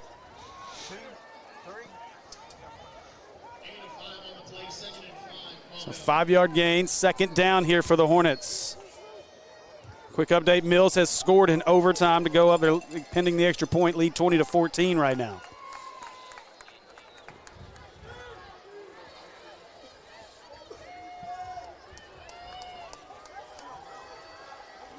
Bjork. And boy, Worsham blown up, breaks the tackle, and can't break the neck. He does break it again, now trying to go the other way, and going to be tripped up way back at the 45. They're going to spot him at the 48-yard line. That's a big play there for the Senator defense to drop the Hornets all the way back. Actually going to spot it now at the 46-yard line. That's a big loss of yardage, and to your point in the beginning of this drive, you got to stay ahead of the sticks, and that's one of those where you like Worsham, Mr. Make something out of nothing, but maybe just go down in that position, that situation. You just got too many guys there, but it was blown up from the start. There's a defensive lineman came through like the snap. He didn't really have a chance. Mills up 21-14 after their possession in overtime. Pine Bluff's going to get their turn. Got about 5 seconds. Going to have to get set quick. They do. Now motion is Hilliard. York just gets it off. Looking, wants to go deep, throwing it up for Timmons. Timmons out there. Oh, Coleman nearly made a great interception. Instead, ball falls harmlessly to turf, and it'll be 4th down, and got to expect Timmons to come in and punt this. Yeah, got to give it back to him. All from that one negative play. It's so tough. I mean, not a whole lot that could have been done there. With that first mixed block on that run. Worsham just trying to make something happen, but you get behind the sticks like that, and it makes it extremely difficult. This is a situation where you need Timmons to really get a good punt off, as he's going to get in position to catch this snap at around the 35-yard line, all the way back to the 34. So Jacob Coleman awaits the kick. The first Hornet punt we've seen. That was, false. They weren't set. And Timmons gets it off. There is a PI roofing penalty on the turf. Oh, go get the football. Don't turn away from it. As the Hornets will let it roll down to the 15, but we'll probably do this all over again. Yeah, we're going to re-kick it. Weren't set at receiver. So they're going to back us up 5 more and make us re-kick. Because that 15, pretty good field position there defensively. But go ahead and run the punt team back out there. So we'll await our call here from the White Hat, whom I'm trying to find. Oh, here he is. Illegal motion on the kicking team. 5-yard penalty. Replay 4th down. So they'll kick it again after the penalty. Timmons got to do that one more time. Pine Bluff is inside the 5-yard line as they look to tie that one up in overtime. I love it in the comments. It says, turn to the Robinson game after this. It's a good game. There you go.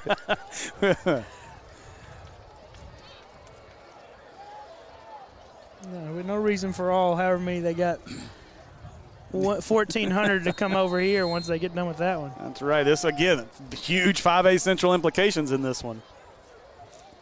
And Timmons has got it. They will not pressure him. He gets this kick off. A great That's kick. A better kick. Really kick. Good kick. Coleman makes the catch. Oh, missed the tackle, though. Now Coleman's got a lot of room. Dude got a PI roofing penalty as he's yanked down across the 35. We got another penalty over here. We're going to have – we may do this kick all over again. I think it's going to go both ways. Yeah, I think you're going to get a late penalty over here on – is that Hilliard? Yep, it's Hilliard. And I think you're going to get a hold. I think what happened is I think 11 held Hilliard. And I think Hilliard, he never let go of him, and he went back at him. So we're going to have 3 punts in a row here. Another PI roofing penalty. We'll see, unless they call 2 of them on Maumelle again. I don't know. I think you're right. The first one had to be a hold based on where it was thrown. Hold or blocking the back. And we'll see what the second one ends up being. If this long of a conversation, that kind of leads me to believe, I wonder if this is on, both are on Robinson. There's no way one of them's not on Hilliard. So there's a hold. No. So they didn't even call one. So all they called was the hold. All right, that's fine. I don't know how they – okay. Well, how are we not walking this off 10 yards? Or are we waiting on a football to walk it off 10 yards, I think. Oh, yeah, he's hopefully. Well, our officials are set up like this is where we're starting. Okay, there we go. Now we're walking it. No, Maybe. that's the back here. Yeah, well, go ahead. Walk it off 10. There we go. Now we're going to walk the 10 off. So after all of that, somehow they'll start this at the 22, so it's a gain of 7 yards after the procedure penalty on the Hornets on the very first kick. Either way, great starting field position for the Hornet defense here. So it'll be Murphy and Abrams in the backfield. Abrams gets it. Abrams is tripped up after a gain of about 3 on the play. Actually make that 2 on the play out to the 24-yard line.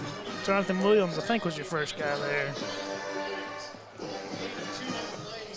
Pine Bluff has scored to send that to a second overtime.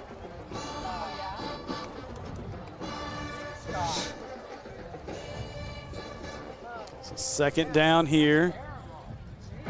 6:17 and counting. Both teams have all 3 timeouts left. Robinson's good just to keep chewing clock now. You notice they went away from Knowlton after the fumble on the last possession, right back to Abrams, who's been the bell cow in the second half. Now Murphy. Got 6. He's going to take off. He didn't throw it. A lot of room. Murphy off to the races. Murphy going to be caught and run down by Newell, but not until he got all the way to the 45-yard line. And another Acre Pharmacy first down for the Senators. I don't know why he ate that one. He had 6 free. He chose to run it. I mean, he still got really good yardage, but Murphy's cramping right now. He's struggling. Murphy's got a cramp in his left leg, and he's asking for a timeout. And Escola said no. Second time he's told him no today. They're going to have to figure something out because he can't get back to the huddle. This is going to be interesting. They told him he had 25 seconds on the play clock. They may let him. They're going to run it down. Yeah, that's what they're going to do. They're going to let it run down to 1 and then call the timeout. That's a smart move by a good coach and Coach Escola.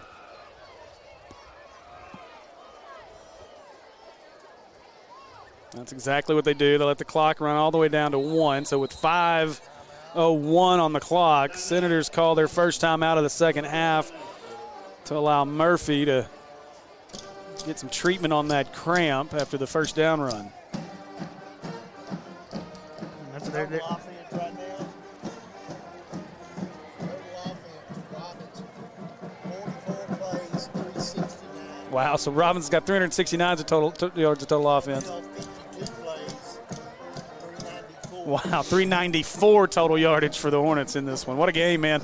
It's exactly what we would have anticipated. One heck of a matchup, one heck of a rivalry. Pine Bluff, unfortunately, we have a really bad angle, but I think Pine Bluff might have scored.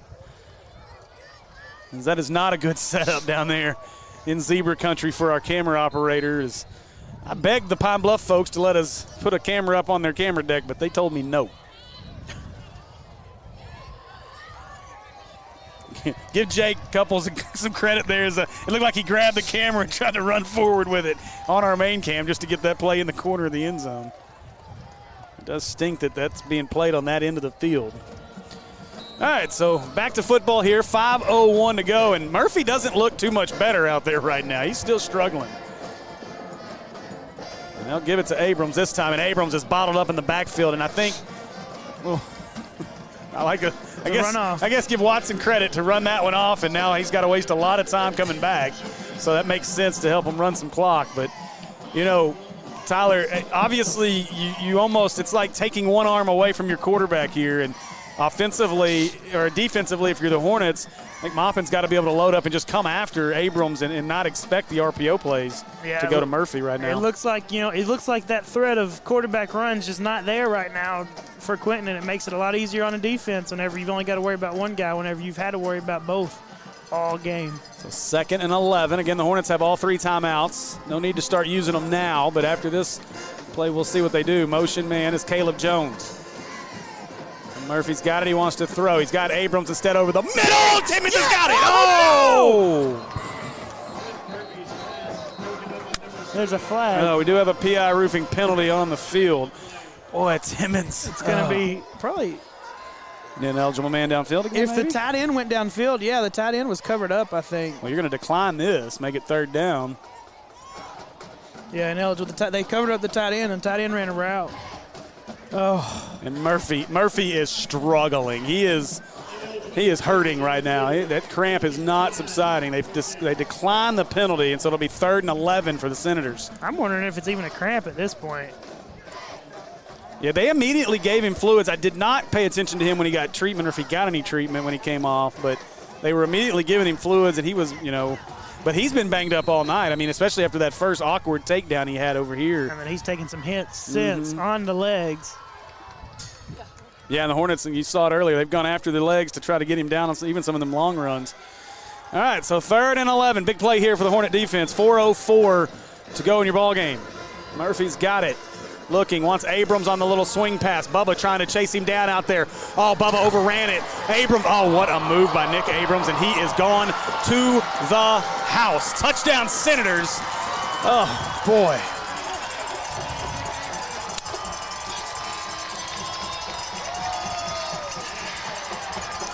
Nick Abrams goes 56 yards on 3rd and 11. And the Senators have extended their lead back out to 47-38 after the American Pie Pizza touchdown. Yeah, that's one that just can't happen. You can't let them score a touchdown. 3rd and 11, 3rd and 12 on just a little halfback swing pass. Got to be able to come up and make that tackle. And he really went untouched. He only had to make one guy miss and just ran by a couple others.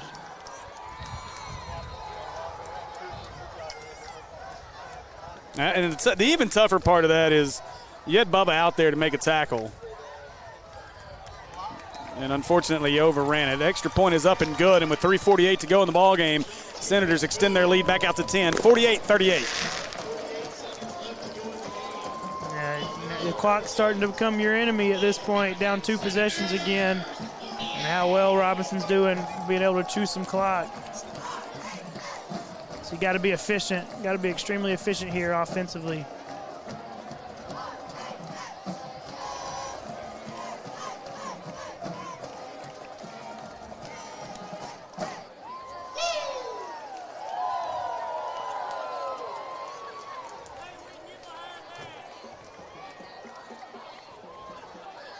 And what makes it even worse is the dropped interception by Timmons. Yeah.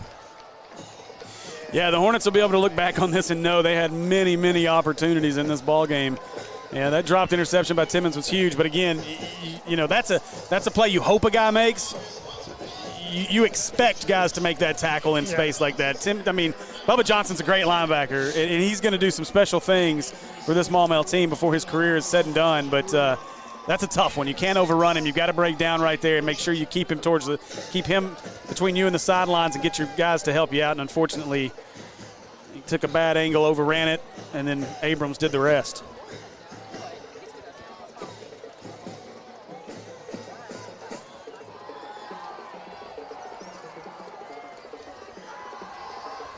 Over 1,500 now watching Pine Bluff Mills game. I'm not sure, I have to check, but I think they may have cleared 2,000 subs because of the game.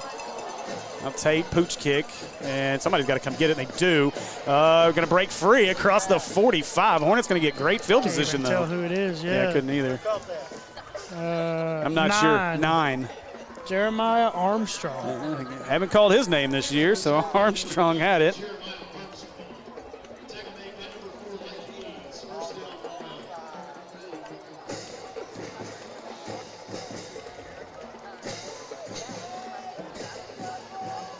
They got all kinds of people watching that ball game right now. Man, yeah. All right, so Bjork put Timmons in motion. Now go to Newell with it. Newell makes the catch, cuts inside. Got to get out of bounds there. Instead, clock keeps running. 3:36. Hornets got to hurry back to the ball. Try and save as many seconds as you can right now. A 2-possession game.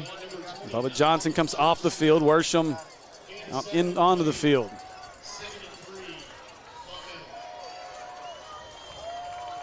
They'll run the option. Oh, no, Worsham, they put it on the ground. It'll go out of bounds, though. It'll be Hornet football at the 49. They'll lose 3 on the play. And so it'll bring up a 3rd down and about 6.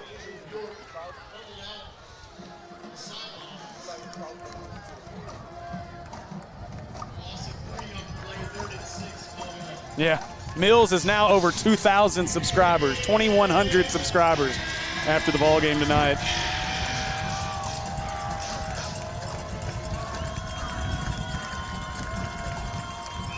Bjork's got it. Surveys, throws to the left. Oh, boy, nearly intercepted.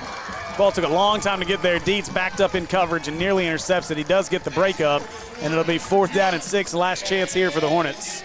Robinson's got a – he was going to get something. I was going to say, well, they got a coach out on the R. playing some Jimbo Fisher games out there halfway out on the field in the middle of a play.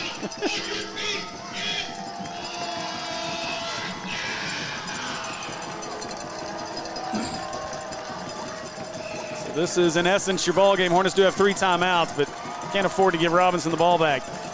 Bjork kept it, throw it. Oh, late over the middle. Wanted Bubba.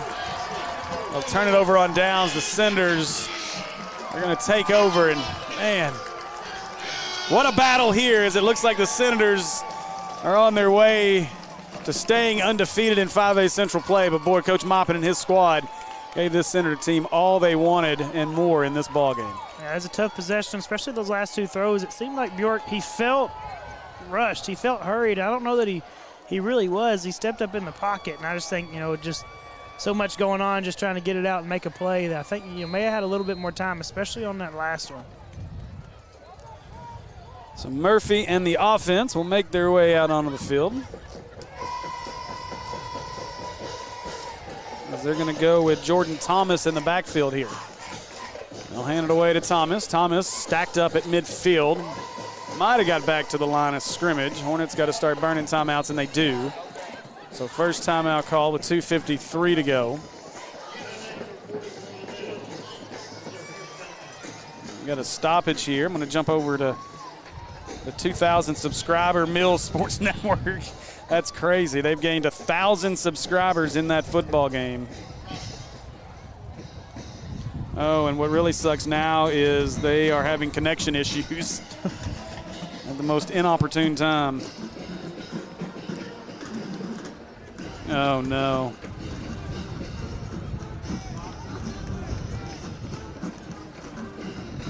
Oh, that's disappointing. I hate that, as it's tied at 21 still, but they've got connection issues all of a sudden. The hotspot has decided to die. Oh, that's disappointing. It lasted nearly 5 quarters of football.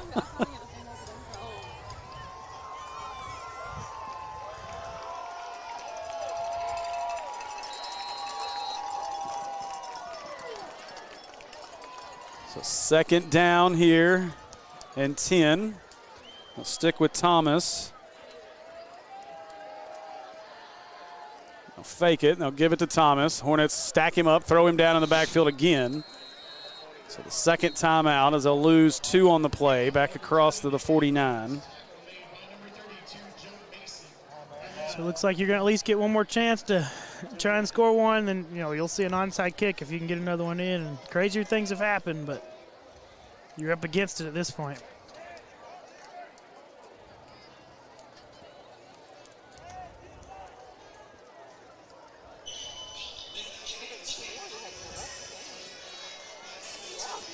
Oh, man, what a ball game this has been, Tyler. We knew it would be fun. We knew it would be one heck of a matchup between these two teams. As Coach Moppin said it in the beginning, he said, if the Hornets win, if we win this one, it's not an upset. It was meant to be. And, boy, his team has really shown up tonight. And, obviously both of these teams are young, and this is going to be a battle for years to come in the 5A Central, as these two teams will stay right here in the 5A Central with the new transition, or with the new cycle. But it's going to be interesting to see, because not only are these two teams young on their varsity right now, but there's a lot of talent coming up through the junior high, 8th and 9th grade squads as well. I know, talking to Escola a couple of weeks ago, he said he may start 9 or 10 sophomores next year with as good as that junior high 9th grade team is right now. So here we go as the Hornets to get him off the field. Murphy, straight run to the right, trying to chase him down. Oh, he's hit hard by Timmons. And so at the 44-yard line, it'll be 4th and 5. Murphy, again, slow to get up as he took a shot to the thigh on that play. That is one that play call tells me Escola wanted to end the game right now. Right? Murphy's been hurt. Now he's hurting again. You don't run him unless in your head you're saying we're ending the game right now. You just would have handed it back and let your defense play, but they were ready to put it away, and they got down to 4th and 6 now.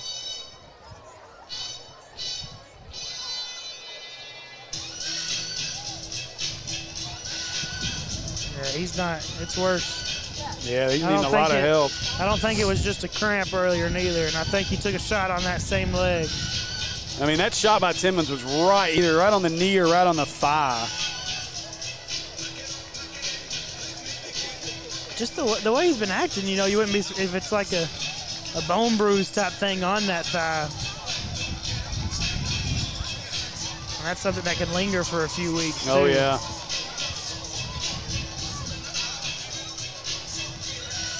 That's a risky play call, running him, knowing he's hurt. The upcoming schedule, Robinson after this will head to BB, and your Hornets will host Morrilton. Be glad to be back in our box, though. Man, you are not kidding. Tate got it, kicks it away. Good, spiraling kick. Returnable, though, from the 16, dropped it. Picked it back up, breaks the first tackle, breaks a second tackle. Timmons, and he'll be pulled down at the 24-yard line. And that's where the last chance for the Hornets will start. So I think Mills won that game, but I'm not sure. Unfortunately, our feed cut out at the most inopportune time. I think what must have happened, we were running off of our 4G AT&T hotspot. Everybody in Pine Bluff must have jumped on AT&T to be texting the final part of the game or something and just killed the signal. So that's unfortunate in a game that I was really worried about our signal down there with no actual access to Wi-Fi or hardline internet. So surprised it lasted as long as it did. So here we go. Hornets 4 wide receivers. York's got it. He'll give it to Worsham. Worsham trying to throw Dietz off. He will not. No gain on the play. And now you got to get right back on the ball in a hurry. 2:17, wind picking up.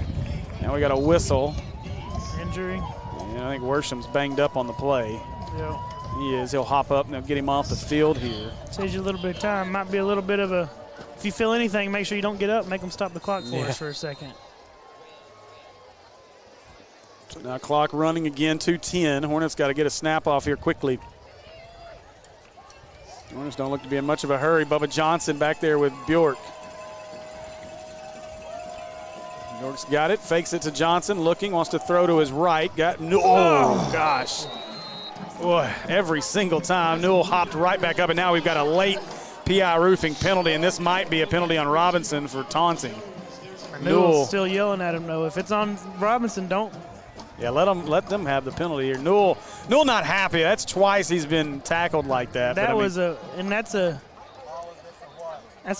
not a great hit. Whenever he's up high like that, there's no reason you should be hitting him at his feet. Yeah. Let's see, mopping in the middle of this discussion. And I'm sure that's what Newell was telling him, and it might be. I wonder if it's on Newell for talking back. I didn't really see what happened late. Yeah, I didn't see a whole lot. It happened in between right after the tackle between Newell and I missed the number on who made that tackle. But I think it was Hayes. But if the guy's been on, and then see, why don't we get a 15-yarder for 3 dancing? We got a 15-yarder on 2 guys. Yeah. Number 2,000, one on each team. So they're going to call the unsportsmanlike on both sides.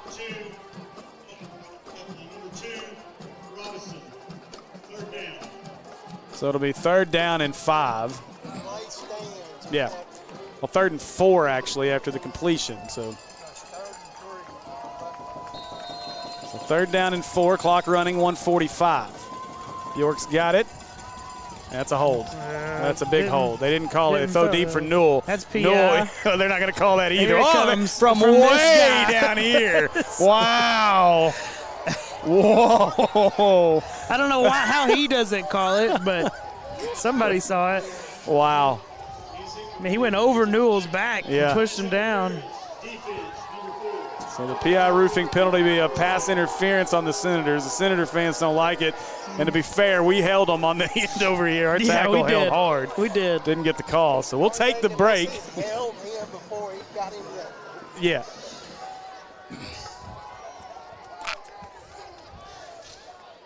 All right, so 1st and 10 Hornets, 96 seconds left in this one.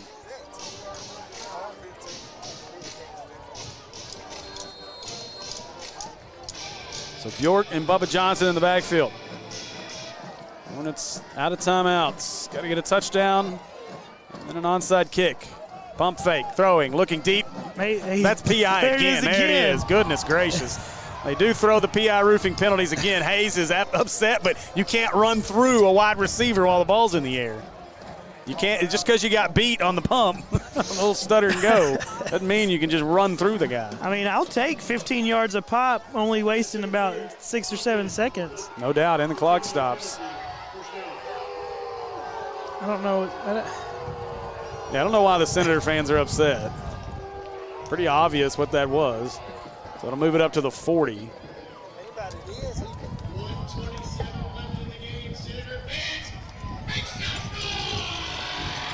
Hornets back under. We're back at the line of scrimmage at the 40. Motion man, Timmons. Bjork. Uh-oh, and that was illegal, yeah.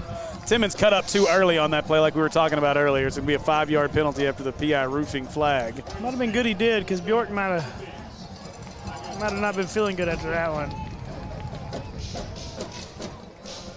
I tell you, that wind's picked up. It's actually getting a hair chilly right now, y'all. Just a little bit. I think that second front must have just moved through and shifted those winds from the north. I saw Jim shivering earlier. I'm not far from him at this point. I did bring a hoodie. I just haven't thrown it on. It's a little late for that now.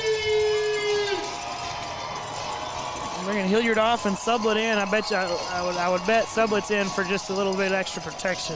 They're going to bring Cato in as well as they'll pull Bubba off, so a little height at the wide receiver. They're going to get delayed game. Yeah, they're not going to get this they off. Don't have timeouts left. So they got to take the PI roofing and delay a game. We'll back it up 5 more. That doesn't matter in the grand scheme of things. You got to go 50 yards no matter what here. But it goes back to the point of the entire second half, and we've played a lot of this second half from behind the sticks. Yeah, that's never a recipe for success.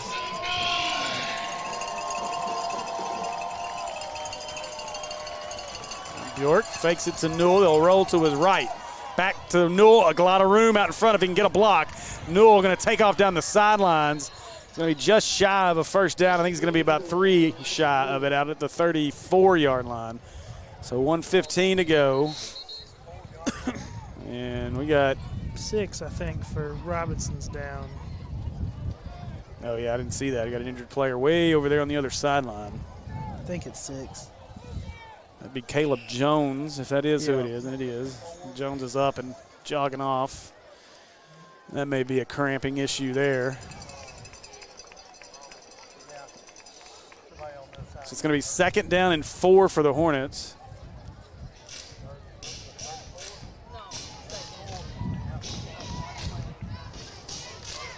$1:15 left in the ball game.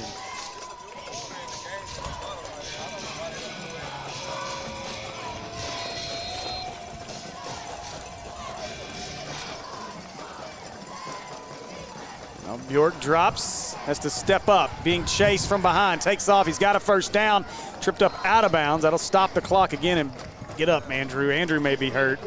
Oh no, Bjork is down and not getting up. Oh boy.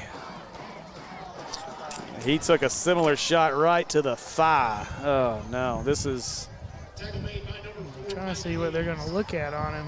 Hayes with the tackle. They go straight to the knee, leg area. It looks like is where Band-Aid's looking. He took a shot to the thigh. He landed on his shoulder. Yeah, right leg. Right leg. And he's bending it like it's a knee, which is. Okay. They're going to get him up quick. That's a good sign.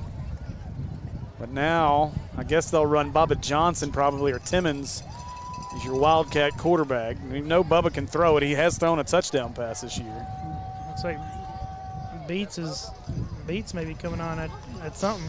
They are going to bring Beats on the field. I wonder if they'll – this ought to be fun. He took his glove off. He's ready to throw it. Now, Beats can chuck it around if he has to. It may not be the most accurate, but he can put it up. Got to hurry up, though. We're at 10 seconds. Yeah, got to snap it here. Now Beats. 3, 2. Got it. He's going to throw. Looking left, throws it, got his man. That ball's caught by Newell. Got to get out of bounds, and Newell does. He's got close to a first down. That's going to be another Acre Pharmacy first down, and Bjork limps his way back onto the field. And give BJ Beats a ton of credit. Going to come out and throw a pass, completes it to Newell. It was a yard shy of the Acre Pharmacy first down, and that wind is getting cold. Beats QBR is probably pretty good. So 59 seconds left. Bjork back on the field. Bjork's got it. Limps to the right. Looking, throwing deep. Wants Timmons. A lot of contact. Timmons couldn't come down with it. Good coverage that time by Nick Abrams on the play.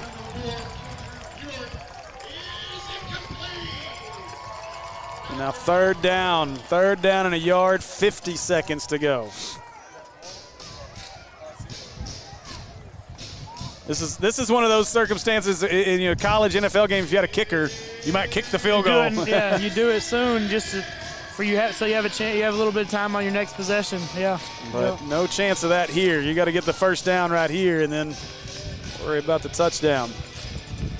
And Bjork probably not a threat to run it right now. Not a whole lot. Timmons is your motion man. Bjork's got it. Limps back, pressure coming, he's in trouble. Look at Bjork, forget it, he can't run. He's inside, gets pushed out of bounds at the 15-yard line. That'll be an Acre Pharmacy first down at the 14. Man, what a job by Bjork to be able to scramble out with that bum leg and get a first down. That's one where you don't really know how well you can run until you got somebody chasing you. And he looked almost just normal whenever he had a guy running after him. It is October. We're close to Halloween. It's scary season. So first and 10 from the 14. Bjork fakes it to Bubba. And over the middle, a little too much on that one as he was trying to get Timmons. It's a tough play call there. If he doesn't score, you got to hurry up quick. Mm-hmm. I might go back to that and look for Barham. Barham seemed to find a little space over here on the right side.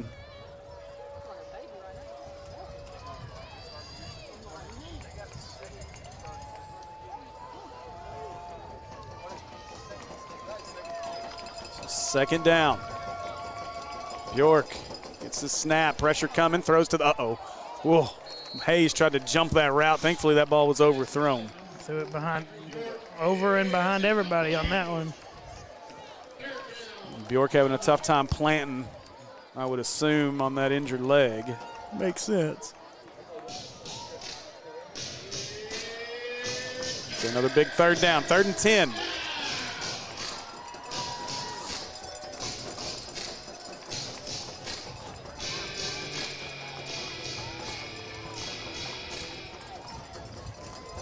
Now Bjork, pressure coming, steps up, got hit, throws it, and incomplete. He wanted Hilliard in the end zone, couldn't find him, and it'll be 4th down. Hilliard in the middle of about 5 different Senators. Luckily, they didn't get a hand on it, but obviously, a big 4th down. It's your last chance. At least your last chance to give yourself a chance to get the ball back with 1 possession.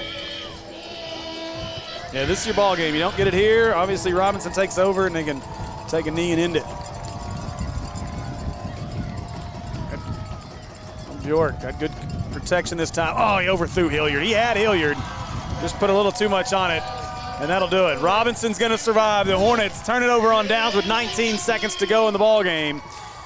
And give Robinson a lot of credit. They played well in the second half. Hornets, they've let go of the rope a little bit.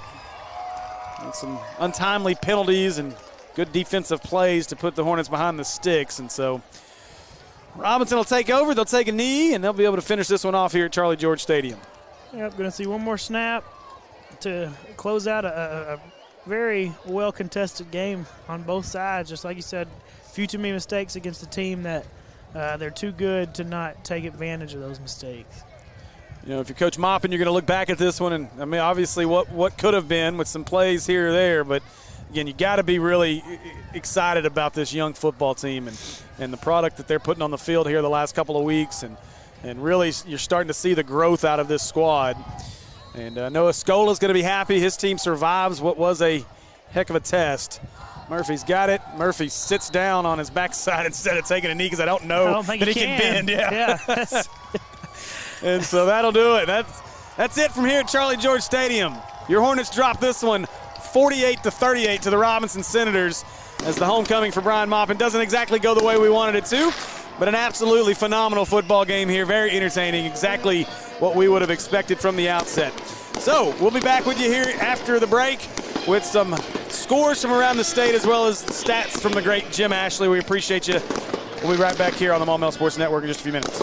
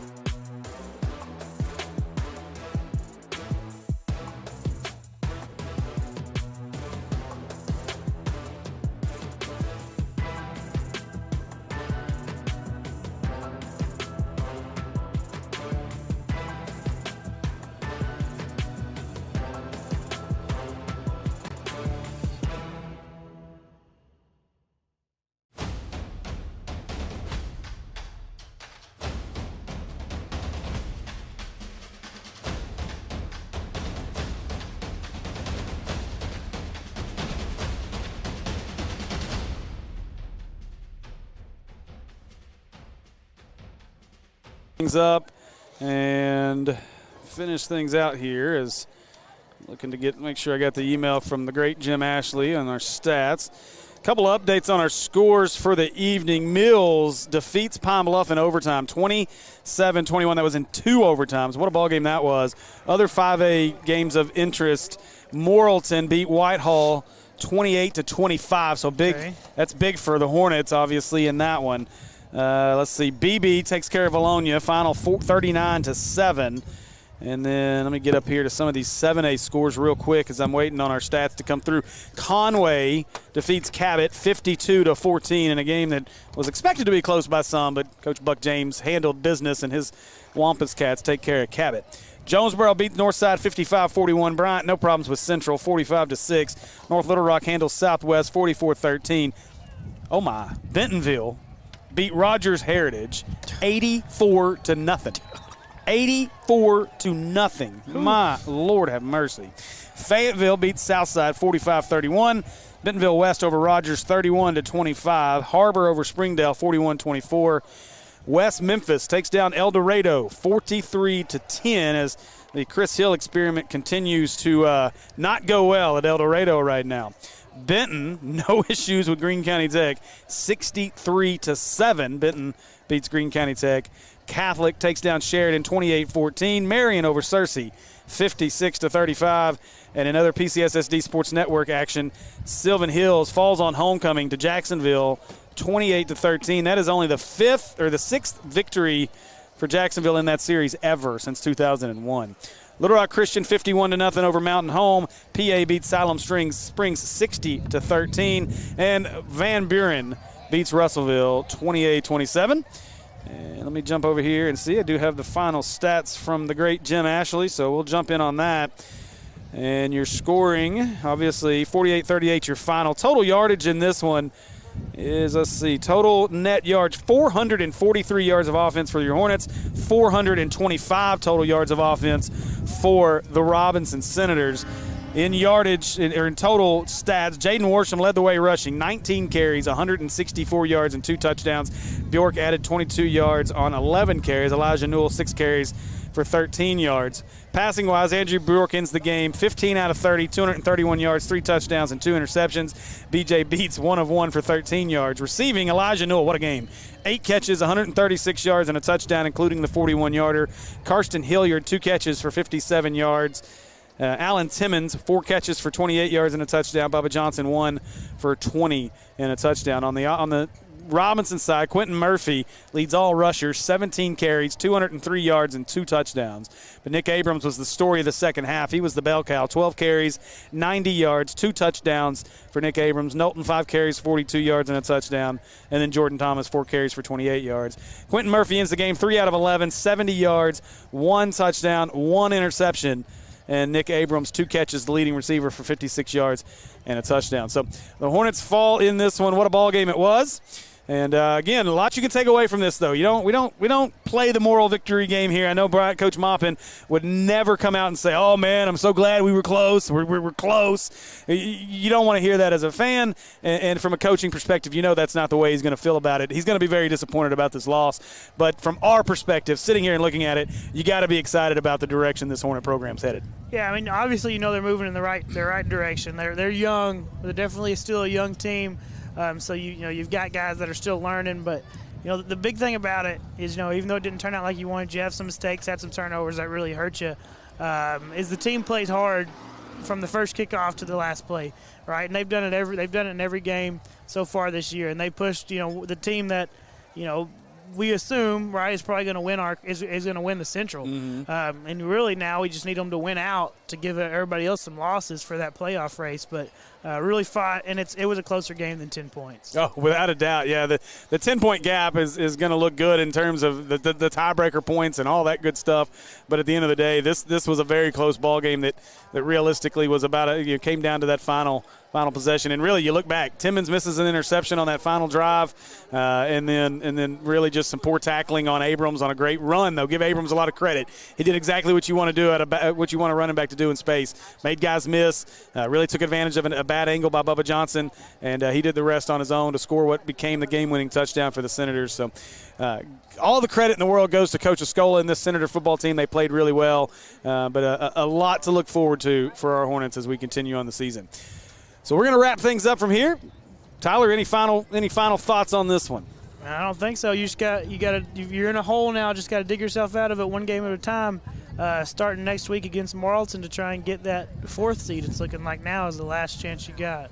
Yeah, that's what we're playing for at this point. And it's going to be a battle. There's going to be 3 or 4 teams that are battling for that 4th spot. So, again, we want to say thanks to everybody for joining us tonight. Thanks to our sponsors, American Pie Pizza, Acre Family Pharmacy, PI Roofing, and of course our friends over at Akel's Carpet One Floor and Home. And we know you guys have options when it comes to watching these games, especially across the PCSSD Sports Network with our Robinson Sports Network as well as Mills, so we appreciate all of you joining us. Hope we did it good. Hope you enjoyed it. For Christian Webb, Kristen Henson, Kayla Fletcher, Tyler Chenault, I'm Steve Henson. That's going to do it for us tonight on the Maumelle Sports Network. We'll see you next week as we welcome the Morrilton Devil Dogs.